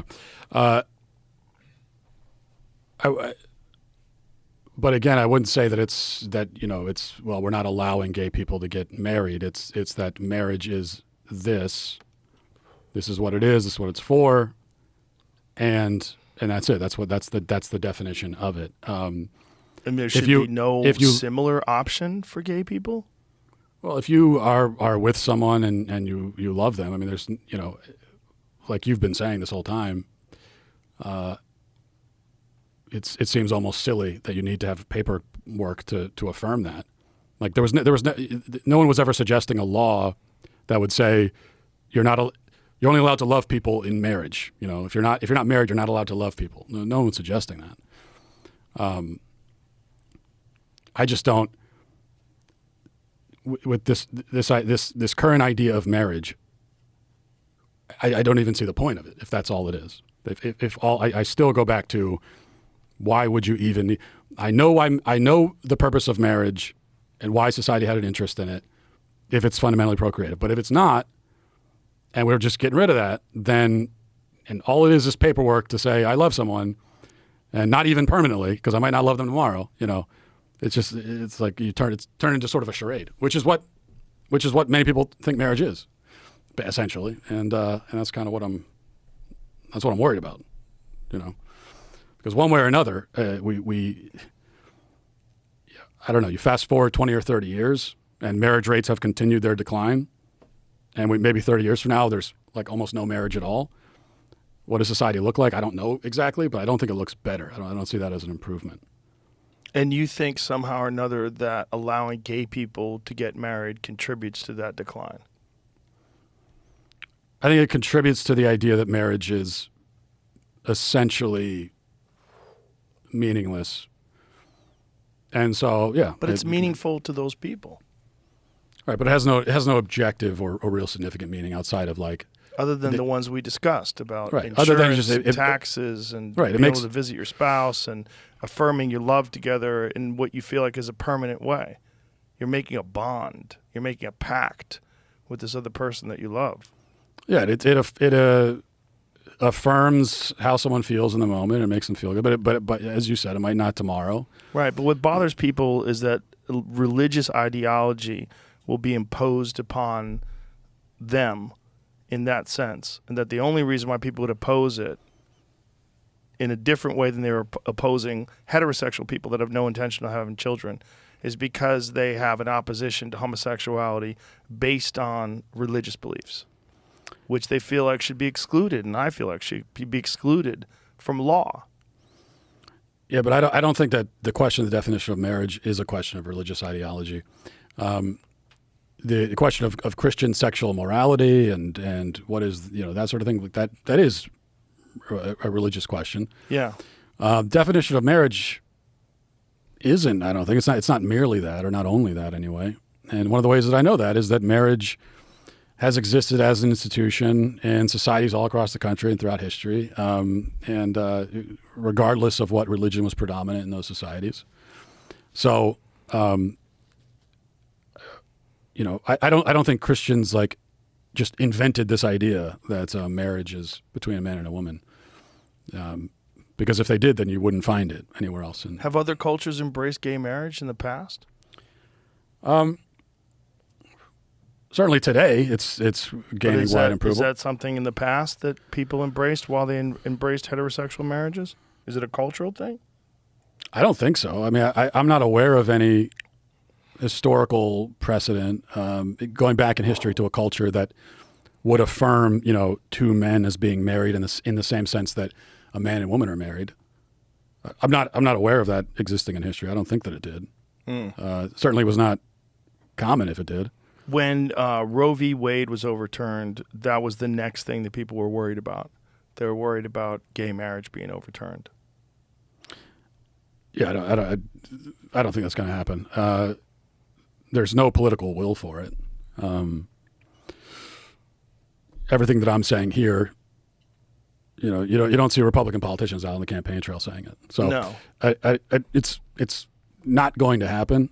Then again, I didn't think Roe v. Wade was going to be overturned, and it was. But this is a different sort of thing, and I don't see that on the horizon. I think this conversation that we're having, one of the more important things of being able to have conversations like this is that people that do have differing perspectives can have a civil conversation on why they believe what they believe. Yeah. And this is so sadly uncommon in our culture. And there's going to be people out there that agree with you, that are listening to this, that are like, I am on Matt Walsh's side. And there's going to be people that see my point. But that's part of being a person. Part of being a human being that exists in 2022 is there's a lot of different ways to live your life and a lot of different ways to see the world. And whether or not you and I ever come to an agreement about this, it's not really that important. Well, what's important is that you get a chance to discuss it. And that is what scares the shit out of me about our culture today, that these kind of conversations are not encouraged, they're discouraged, and that someone would say, oh, you're platforming a bigot to have this conversation. You're putting those ideas out there. I think that's one of the things that's led us into this fucking mess we're in right now. One of the reasons that we can have a civil conversation is that we still, even though we differ widely on really important issues, there's still there's a commonality. When we started the conversation talking about gender, so we can agree there's basic biological reality. We have a lot in common. We're both married. We both have children. Right. So there's the commonality there too that I think makes a conversation possible. We both agree in civil discourse and be able to express yourself articulately and express your thoughts, and allowing that person to express their thoughts. Yeah, but then one of the problems is if I'm sitting across the table from someone who doesn't even believe any of those things, then we might be able to refrain from shouting at each other, Right. but to have any kind of productive conversation at all is like really impossible because there's just no shared framework at all. Maybe, but at least people, like in the movie, in What is a Woman, you at least let those people explain themselves, and you made it clear where you stand. And people get a chance to assess these ideas at their, for their merits by themselves. That's what I think is important about a documentary like yours, not just exposing these horrific practices of doing these things to children before they can even have any idea what the fuck the consequences are, but also that you let people know that the ideological bubble that you're living in is not the only way to see the world. And there's a lot of people out there that disagree. And they have opinions, and a lot of them are very intelligent as well. And we should hear them. Yeah, and if you're confident in your own viewpoints, then you shouldn't be threatened by allowing people to speak. You know, I think there's a lot of people that they're not really all that confident in what they believe, and so they're afraid to let other people speak. Maybe because at some level too, they're afraid that they'll be, if not exposed intellectually, maybe they're even afraid that they'll be convinced. They don't want to be convinced. Maybe. I think they just don't want to lose. I think people, a lot of times they equate their ideas and their positions on things to them as a human, to them as an entity, and anything that opposes things that they've agreed to or believe in or ascribed, they think of that as being an assault on their very being. Yeah, they It's do. a stupid way to think. Assault on their being and somehow a danger to them, even physically. Even violence. Yeah. Those ideas are violence, and they cause harm to people. Yeah, and if you're defining yourself too by your own, we put people's self-perception above everything. We have to affirm someone's self-perception, and no matter what. Well, then if someone says something that makes a person question their own self-perception, now it's almost like it's an act of murder. You're killing their self-perception, and they can respond to it that way. Yeah, like it's an actual act of violence. That's why they say misgendering is a violent act. Yeah. How could that possibly be justified? Well, it's a violent act because it's an assault on not them physically, but on what they consider more important, which is their idea of themselves. right. Which is why silencing people is what they're trying to, like yelling at that person who's a transition or detransitioner, calling them a fascist. Like that you can just minimize everything that they stand for instantaneously with one word or with one phrase. Yeah. Yeah. Well, listen, Matt, I enjoyed talking to you. We disagree about a lot, but I get your perspective, and I think your movie's very important. It is eye-opening. I think a lot of parents should watch it. A lot of people that are in that liberal ideological bubble, I would encourage them to watch it and see what they're up against, because I don't think it's everything they think that it is. I don't think it's what you're getting described to you by Jon Stewart and John Oliver and any of these left-wing talking heads that are on these media platforms that seem universally to be accepting these ideas wholesale. And I'm glad you made it. Yeah, I appreciate it. Again, thanks for talking about the film, and I hope people just give it a chance. Don't make an assumption about what you think the movie is. Just watch it and see if it speaks to you. Go bootleg it. It's available everywhere. It's on YouTube. No, go to dailywire.com. Is there a website specifically for the documentary? Yeah, whatiswoman.com. Okay. All right. Thanks, Matt. Thanks. Thank you. All right. Bye, everybody.